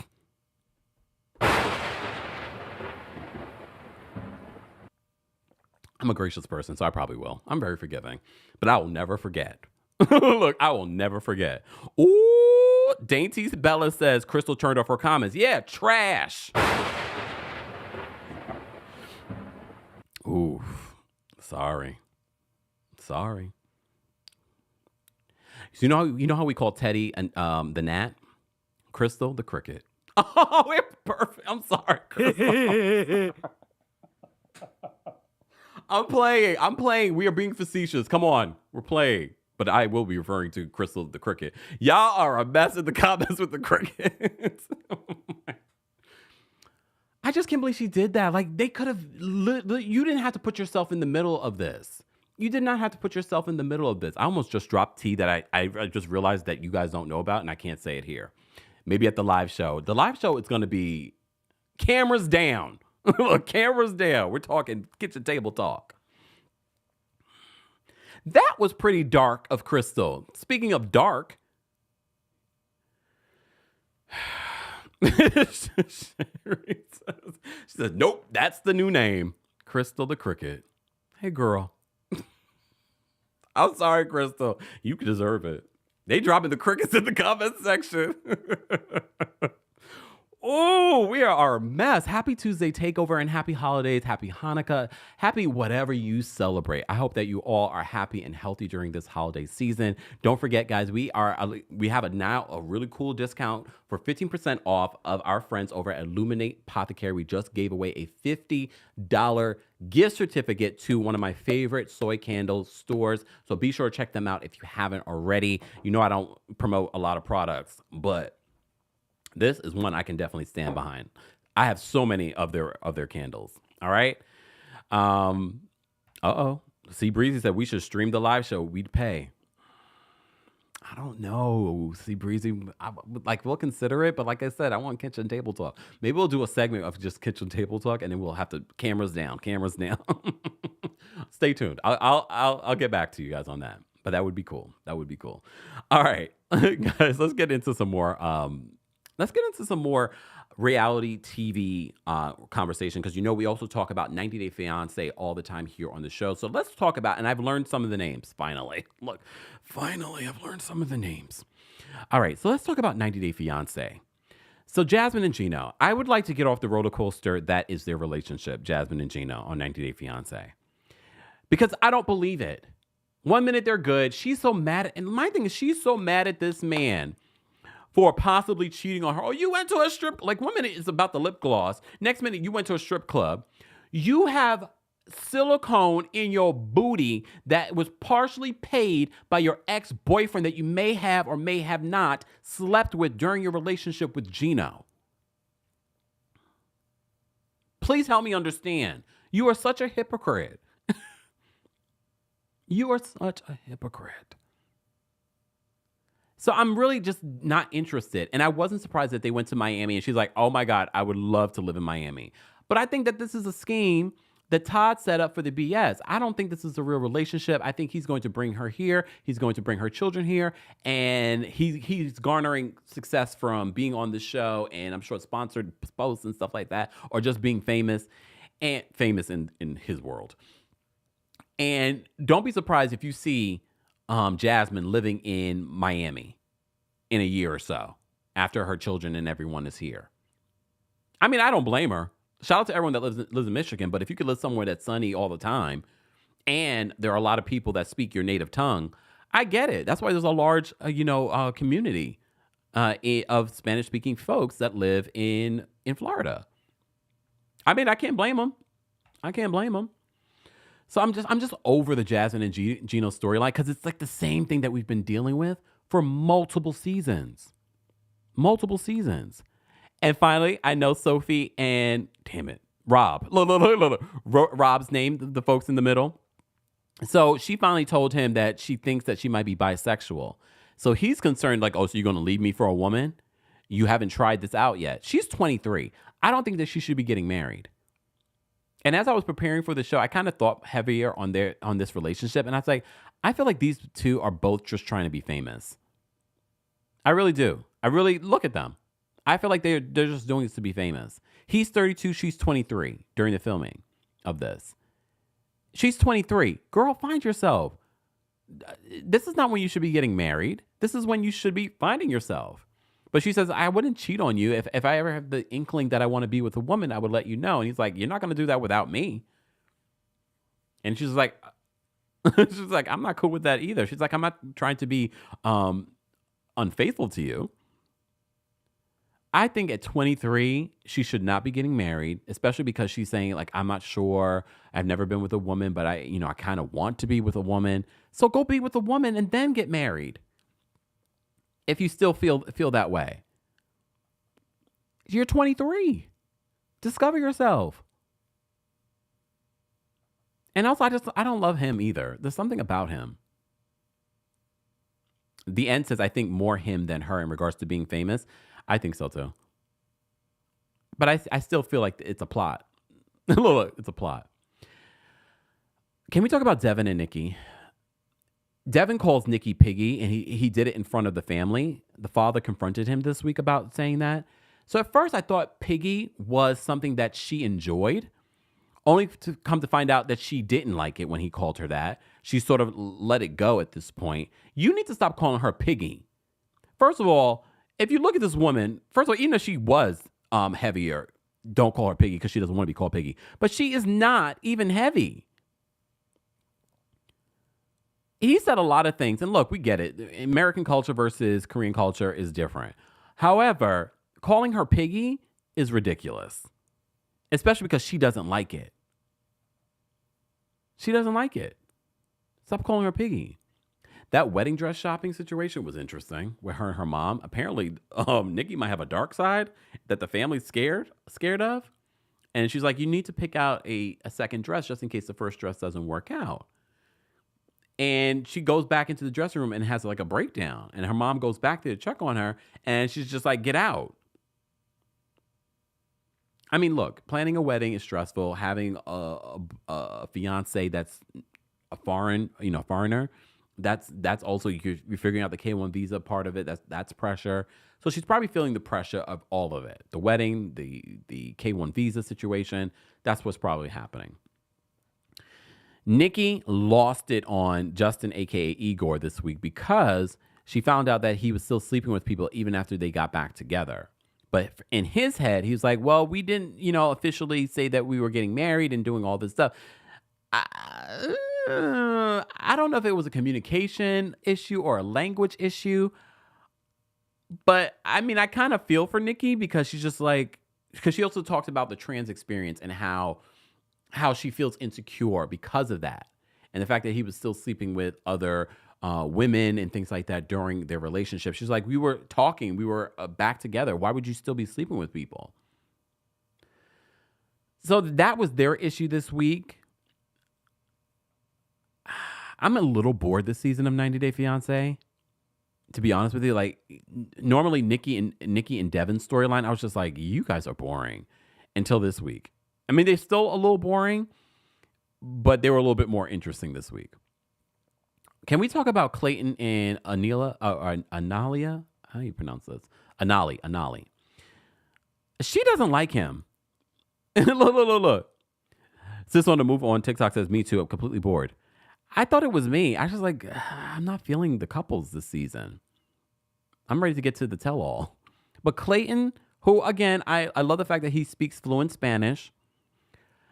But she doesn't want to sleep with him. She doesn't want to cuddle him. Like, I feel as if I was like, and look, she also this week, and since she's been here, has discovered he has all these pets. His mother's living in a walk-in closet in their house. They're all living under the same roof. So it's uncomfortable.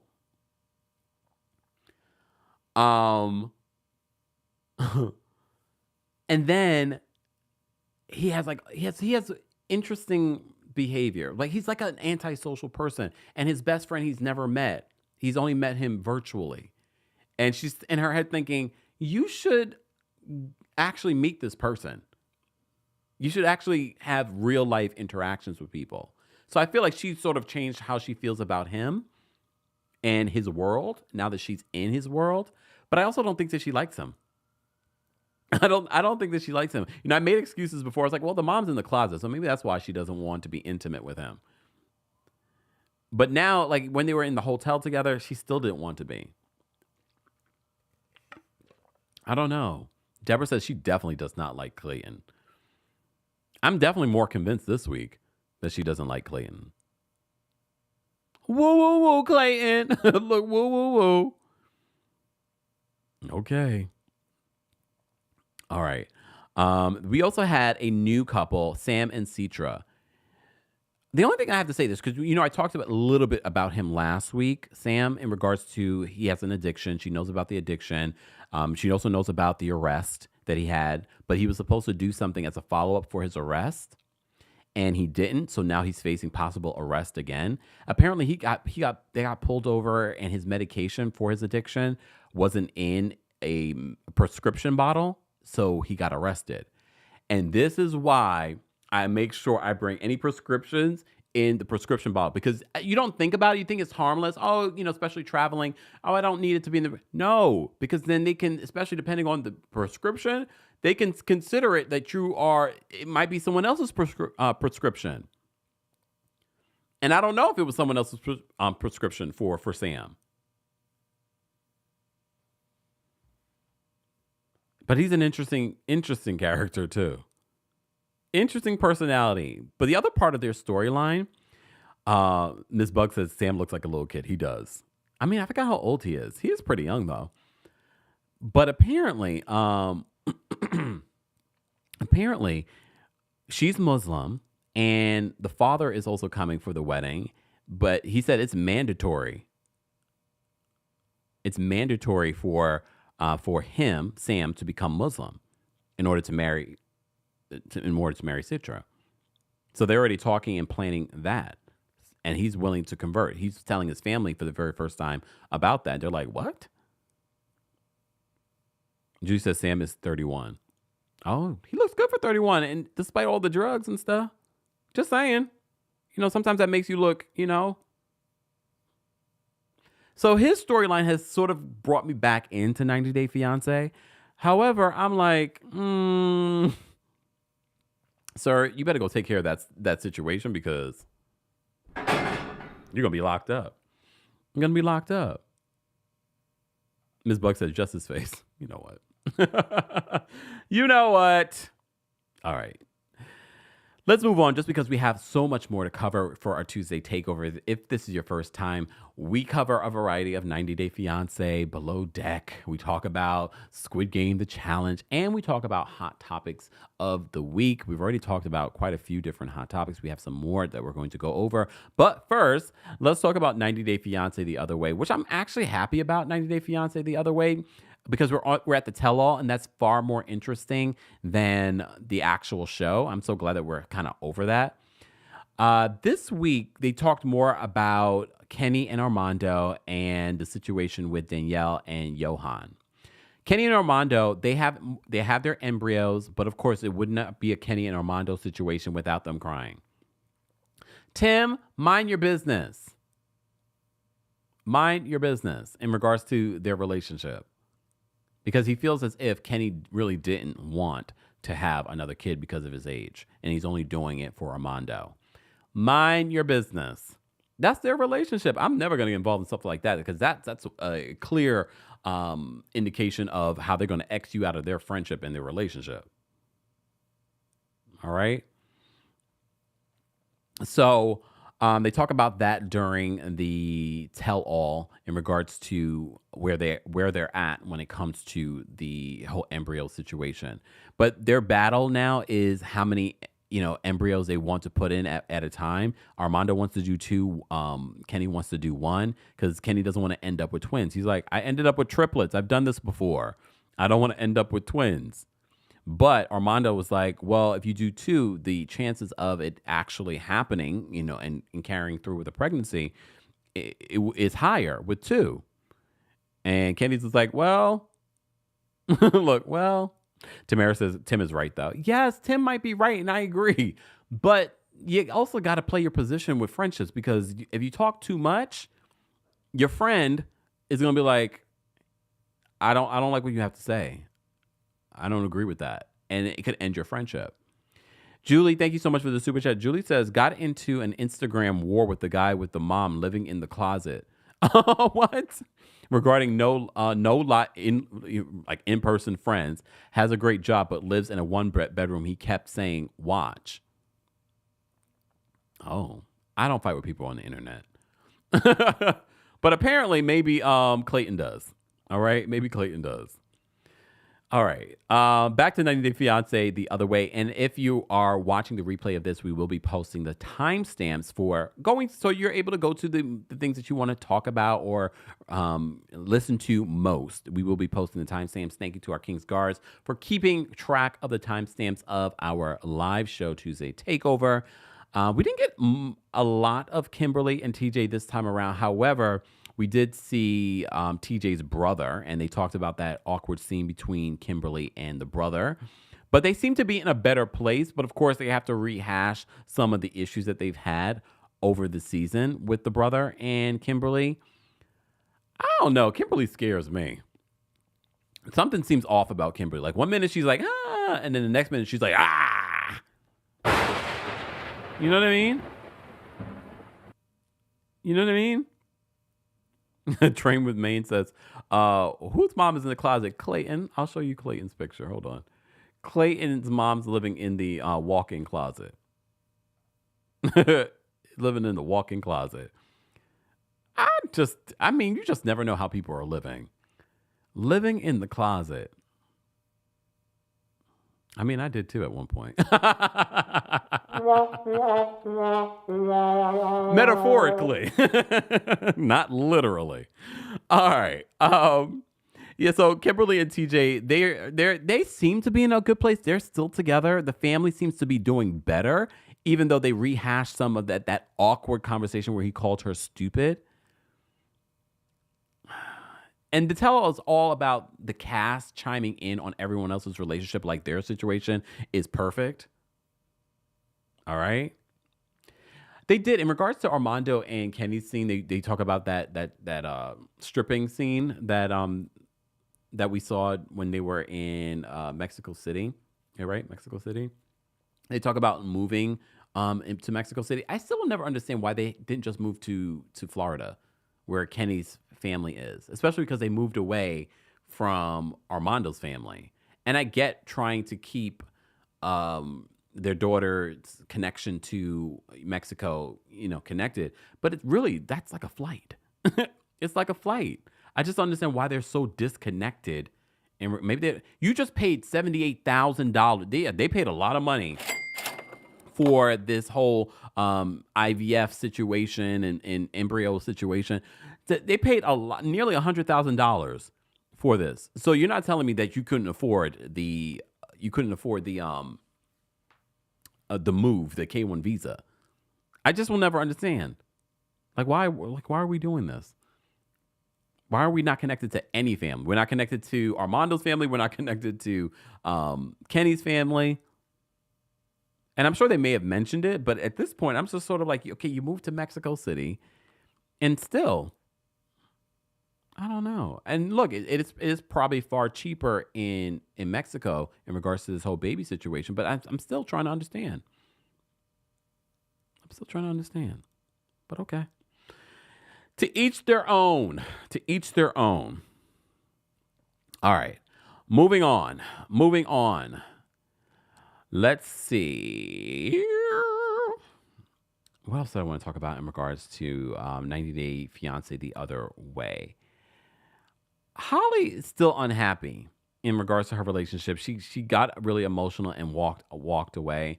There's still a part 3 to the tell-all, so I guess we will revisit that. I guess we will revisit Brandon in the situation. I really don't care about Holly's situation. She moved back to the U.S. I don't think she's going back to South Africa. Brandon and May, I really don't care, but I'm sure we'll revisit next week. Kirsten and Julio.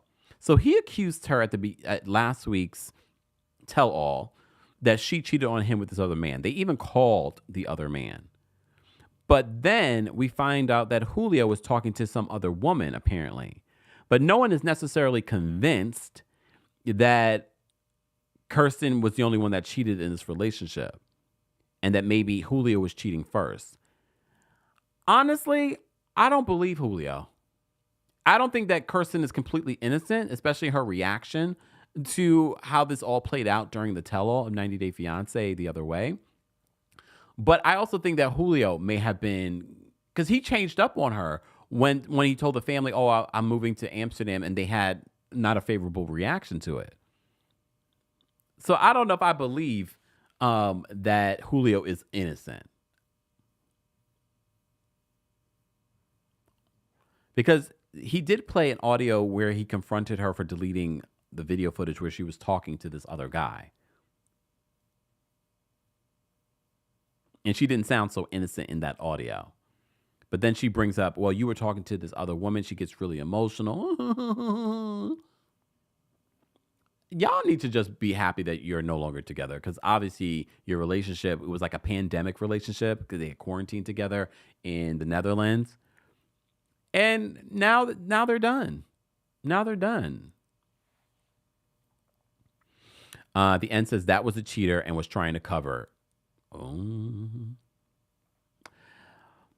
I wish. Good luck to that lady, to his new lady. All right. Who else did I want to talk about? We didn't talk anything about Shakana and Sarper in this part two of the tell-all. Well, no, we did. I think a little bit at the beginning. I don't think that this is a good relationship for her, but she's not a good picker of men. And then next week we're going to see a guy that she dated in regards to this whole situation be on the tell-all. I just feel like he's so toxic. He slept with multiple women, which is not as toxic, but like 2,500 women. And he tells her what to wear, how to sound, what to eat. But she's not the best picker when it comes to men. All right. Was there anyone else on 90 Day Fiancé that I wanted to talk about? No. All right. Let's talk about Cardi B. Cardi B. So Cardi B took to social media to announce that she's single and she's excited about what's to come in 2024. I saw that she performed recently for like thousands of people at the for a TikTok concert that she did. And I have to give it to Cardi. Cardi is actually, she puts in a lot of work when it comes to her performances.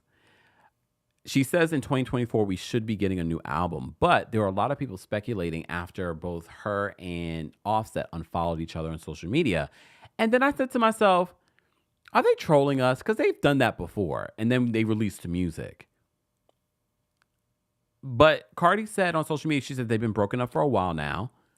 And she doesn't necessarily believe the Krishan and Blueface situation, because Blueface said that Krishan and Offset hooked up. She said she doesn't necessarily believe that, but she did confirm that her and Offset are no longer together. As you know, there have been lots of rumors that Offset has cheated on Cardi over the years. They also share 2 children together. Well, if this is true, I don't know if it's true or not. If it is true, we wish Cardi the best. All right. Maybe this will give her focus or inspiration for her next project that's coming out in 2024. Whatever happened to the song with Megan? Did it just kind of fall off?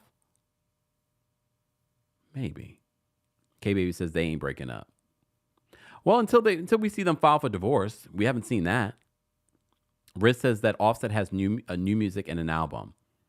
This is why I was sort of like, until she spoke about it and confirmed it, I was like, let me just wait and see how this plays out. And then she spoke about it. All right. Alex says, why Krishan over Cardi? Weird. Well, to be honest with you, Offset did respond and basically says that I forgot. He says that Blueface needs help. Like he says, Blueface needs help. We don't talk about Blueface and Krishan. I'll just give you a quick update for those that wanted me to talk about them. This is what I know about that situation, Krishan and Blueface. Krishan got rid of the tattoo around her neck that used to have Blueface. Now it's like a rose or something.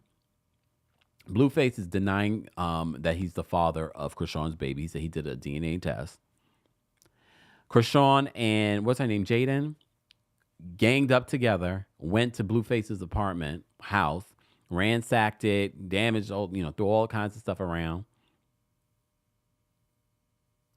That's the update I can give you. I'm sure there's more. They go on social media all the time. The blogs are always reporting on them. I could care less about those Zeus folks. Speaking about the Zeus folks, can we talk about Tommie Lee?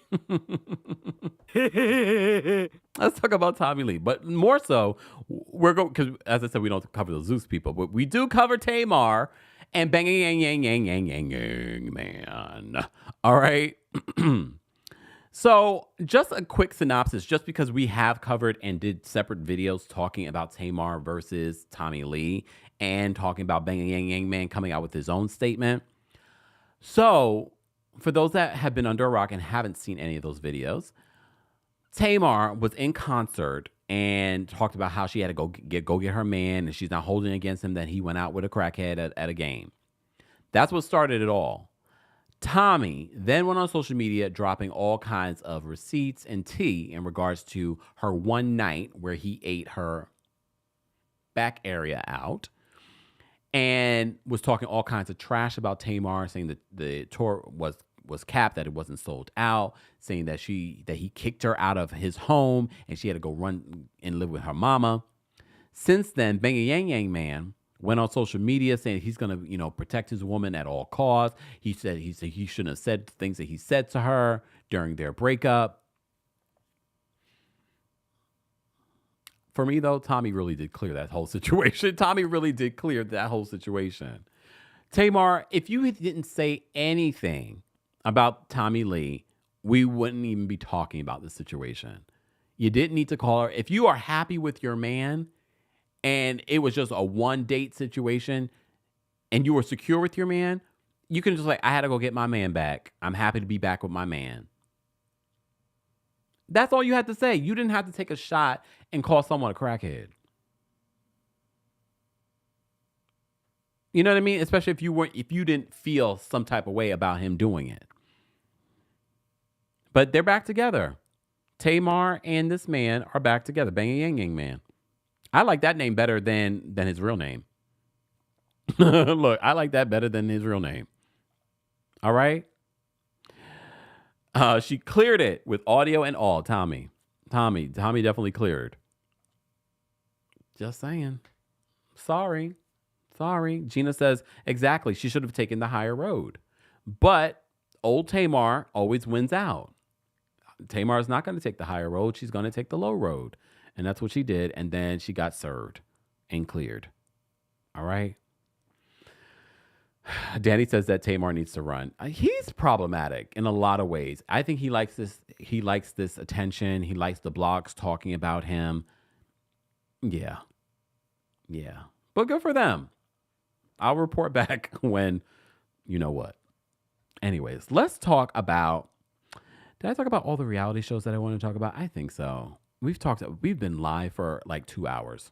2 hours for our Tuesday takeover. We will be posting the timestamps later today once the live ends. We also will be posting our Toys for Tots fundraiser for the holidays. So please donate what you can. Please share the video so other people can donate as well. Don't forget, you can also hear the audio version of our live content, but also additional content, including our most recent film review of Beyonce's Renaissance film. So be sure to check that out. And while you're listening to the podcast, don't forget to rate and review the podcast 5 stars on Apple Podcasts and on Spotify. All right. Let's get to Jonathan Majors. I got to give you an update on this Jonathan Majors situation. All right. Jonathan Majors. So, You know, we've been covering the last report that we did in regards to this story. We told you that there was a text message exchange in regards that made it insinuated that possibly that Jonathan Majors admitted to physically doing something to his then girlfriend, Grace Jabari. All right.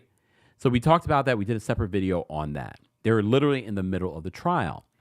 Well, yesterday, and this is a win. This is definitely a win for Jonathan Majors in regards to the day. I'm not saying it's a win for the case. We still will have to follow the case.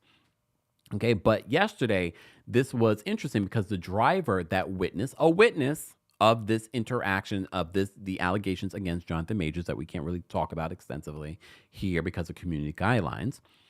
So People Magazine writes this. It said, the man who drove Jonathan Majors and his then girlfriend, Grace Jabari, on the night of the former couple's alleged fight took the stand on Monday for the actor's ongoing misdemeanor assault trial. So in opening statements, prosecutors said the driver had described Majors throwing Jabari like a football. And in turn, Majors' defense lawyer said the driver called Jabari a psycho girl. But that was all in pretrial statements made in English. In court Monday, Naveed Sarwar, speaking through an Urdu interpreter, made no such colorful comments. All right. He says he was not doing anything, Sarwar said of the actor, referencing a set of interactions between the couple in the car that night. Then of Jabari, he said she was doing everything. Majors, as you know, is facing charges of assault in the third degree and with the intent to cause physical injury, assault in the third degree, recklessly causing physical injury, aggravated harassment in the second degree, and harassment in the second degree in connection with the alleged fight between him and Grace Jabari that spilled into the streets of Chinatown in March. It's almost a year ago, y'all. So, as you know, Majors, who faces up to a year behind bars if convicted, has pleaded not guilty to the charges. So last week, over 4 days of testimony, Jabari told the jury that her boyfriend of more than a year and a half had often slipped into easy rage and aggression during their relationship, and that on March 25th, they had gotten into a physical altercation leading to his arrest. So describing that night, Jabari said that after an evening out, the couple was inside a hired car heading back to the penthouse they shared. When she had overseen a flirtatious text message from another woman on Major's phone. Wait a minute, because I don't believe the whole situation in regards to Megan Good and his relationship. I don't believe this relationship. But then I'm thinking to myself, well, was Megan the other woman?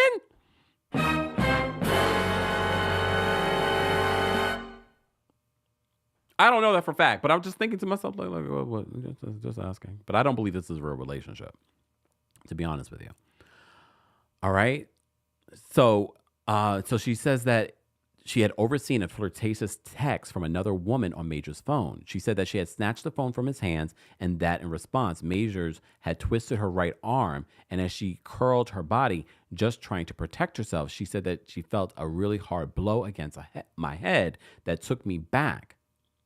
The following day, Jabari went to the hospital and was treated for a hairline fracture to a bone in her middle finger and a cut to her ear. However, the defense lengthy cross-examination of Jabari, which the judge said lacked specificity, opened the doors to prosecutors sharing text messages previously deemed inadmissible. Last week, we did a separate video talking about that if you missed that. In those text messages, Majors appeared to admit to physically attacking Jabari during a previous altercation. All right. And trying to persuade her not to go to the hospital because he felt like people were going to question why, how'd you get these injuries? And he did not want the attention, allegedly. That's why he was in these text messages telling her not to go to the hospital.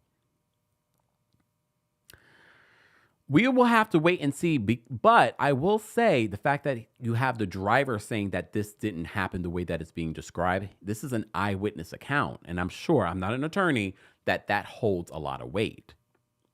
But we will have to wait and see. We will have to wait and see, and I wanted to give you guys another update in regards to the Jonathan Majors situation because I feel like his legal team, the same legal team that represented inmate Shaw. Yeah, that one. The same legal team that represented inmate Shaw are representing him, and I felt like they've dropped the ball in representing him multiple times. All right, and the whole Megan Good situation, because a lot of people were being very critical of him dating a white woman. For me, it has nothing to do with him dating a white woman. It's what we're hearing and what we continuously are hearing. Don't forget, there was a whole expose talking about Jonathan Majors and how he is behind the scenes. They talked to like 40-something people. I think it was Rolling Stone that did the article. We did a separate video talking about that too. But I'm still keeping an open mind because, like I said, in all fairness, we reported on those text messages last week. So we're going to report on what they're talking about this week in regards to what the driver said. So stay tuned. We're going to continue to follow this story.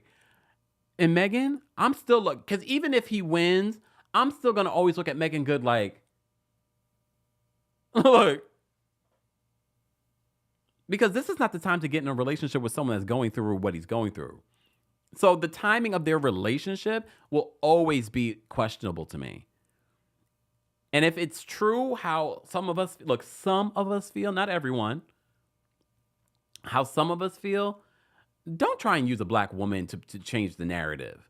And I really do feel like they've used stunts and shows to kind of change the image and the narrative around Jonathan Majors. But the stunts don't seem to be landing. You know what I mean? Look. But congratulations to Megan Good. Harlem on Prime was renewed. 3rd season, and we recap it. We love Harlem. We've recapped it before. Congratulations to Tracy Oliver, the same creator of The First Wives Club on BET Plus, now available on Netflix. I love it. Season 3 really isn't that great, though, of First Wives Club. But I did enjoy it. All right. Look, was there anything else that I wanted to talk about? Let me see. Let me just make sure that I haven't missed anything, because sometimes I think I covered everything. We covered everything. Look at us.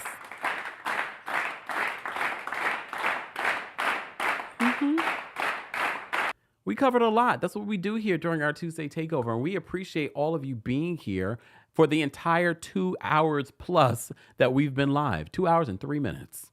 Thank you all for being here. We will be posting the timestamps in the description of the video. And for those that are listening to this, we'll post the timestamps there, but I don't know if it works the same way on podcasts. But we'll post the timestamps so you can listen. All right, to what you want to listen to. But as always, I think it's worth listening. All right, the entire show, or watching the entire Tuesday Takeover, which is a mix of hot topics, reality TV news, and reality TV. I look forward to hearing your thoughts in the comment section. Again, congratulations to our winner of a $50 gift certificate. Oh, wait, there we go. $50 gift certificate to our friends over at Illuminate Apothecary. Don't forget, you have won something too, a discount. Kempire until Christmas. Kempire for 15% off. 15% off of your order. All right, 15% off of your order. So be sure to check that out if you haven't already. Head on over to the description of this video or audio episode and go get you something for yourself, a family member, and enjoy. And let me know how much you love it. All right? And don't forget to let Illuminate Apothecary know who sent you. Well, they'll know. The discount code. Don't forget to use the discount code. Everybody wants a 15% off during the holidays. Just saying. All right, y'all. I'm going to get out of here. I hope you all have a fantastic holiday season. I will see you all during our Real Housewives of Salt Lake City recap. We also have our Real Housewives of Beverly Hills recap and Real Housewives of Miami. All right. Thank you to our King's Guards. Thank you to everyone that sent in a super chat, including Judy. Julie. Thank you so much for another super chat. Julie says, Sean is an awful host. In my opinion, you need that job stat. I don't think it's Sean's fault. To be honest with you, I think it's a very controlled environment on 90 Day Fiancé, the tell-alls, because Sean is a seasoned, host, a seasoned journalist. I think it's just they want a puppet. Sorry, Sean. Look, sorry, Sean. They just want someone there to ask their questions, and She's beautiful. She's like 50-something years old. Gorgeous. And she's a journalist. So I think that's what it is. If I host, I'm asking the messy questions. Just saying. But, you know, it is what it is. But thank you so much for that. I appreciate all of your support, guys. You can also support the channel by liking the video. And if you're listening to this, you can also support by rating us 5 stars on Apple Podcasts and on Spotify. And if you will be in the New York City area, or if you live in the tri-state area, don't forget Kempire After Dark live at the Green Room 42 is happening on January 25th. Tickets are now available. Meet and greet tickets are running out quickly. So be sure to get your meet and greets for January 25th. More information available in the description. All right. And shout out to those of you that are flying in, driving in to New York just for the show. I really do appreciate it. And I look forward to entertaining you. Everyone, have a great rest of your Tuesday. I will see you all in the next one. Bye, y'all. Let's get out here with some music.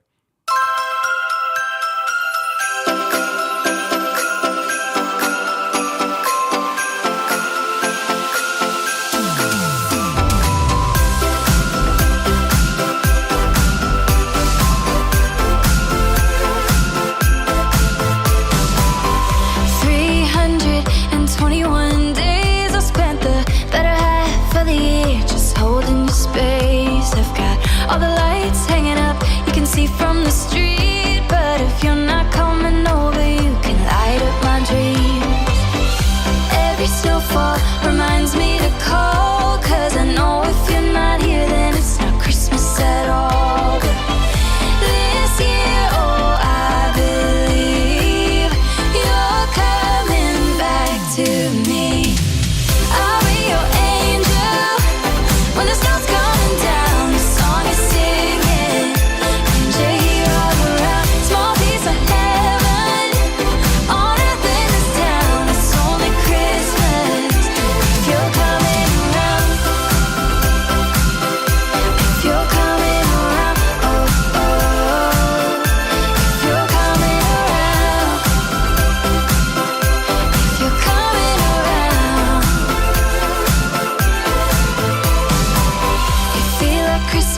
Every day of the year, but I can't feel it by myself. Only works if you're here. And a little bit of magic and a little faith can make every storm that's ever come just fade away. Now every front door reminds me of you, all decorated, anticipating good news. I've got one Christmas wish, top of my Christmas list, to be your angel when the sun's coming down. The song is singing, and you're here all around. Small piece of heaven on earth in this town. It's only Christmas if you're coming around. If you're coming around, oh, oh. If you're coming around, if you're coming around. I don't want much this time of year, I know. Everyone wants to feel less alone, but just like putting on a winter coat, you could always melt away the bitter cold. I'll be your angel when the snow's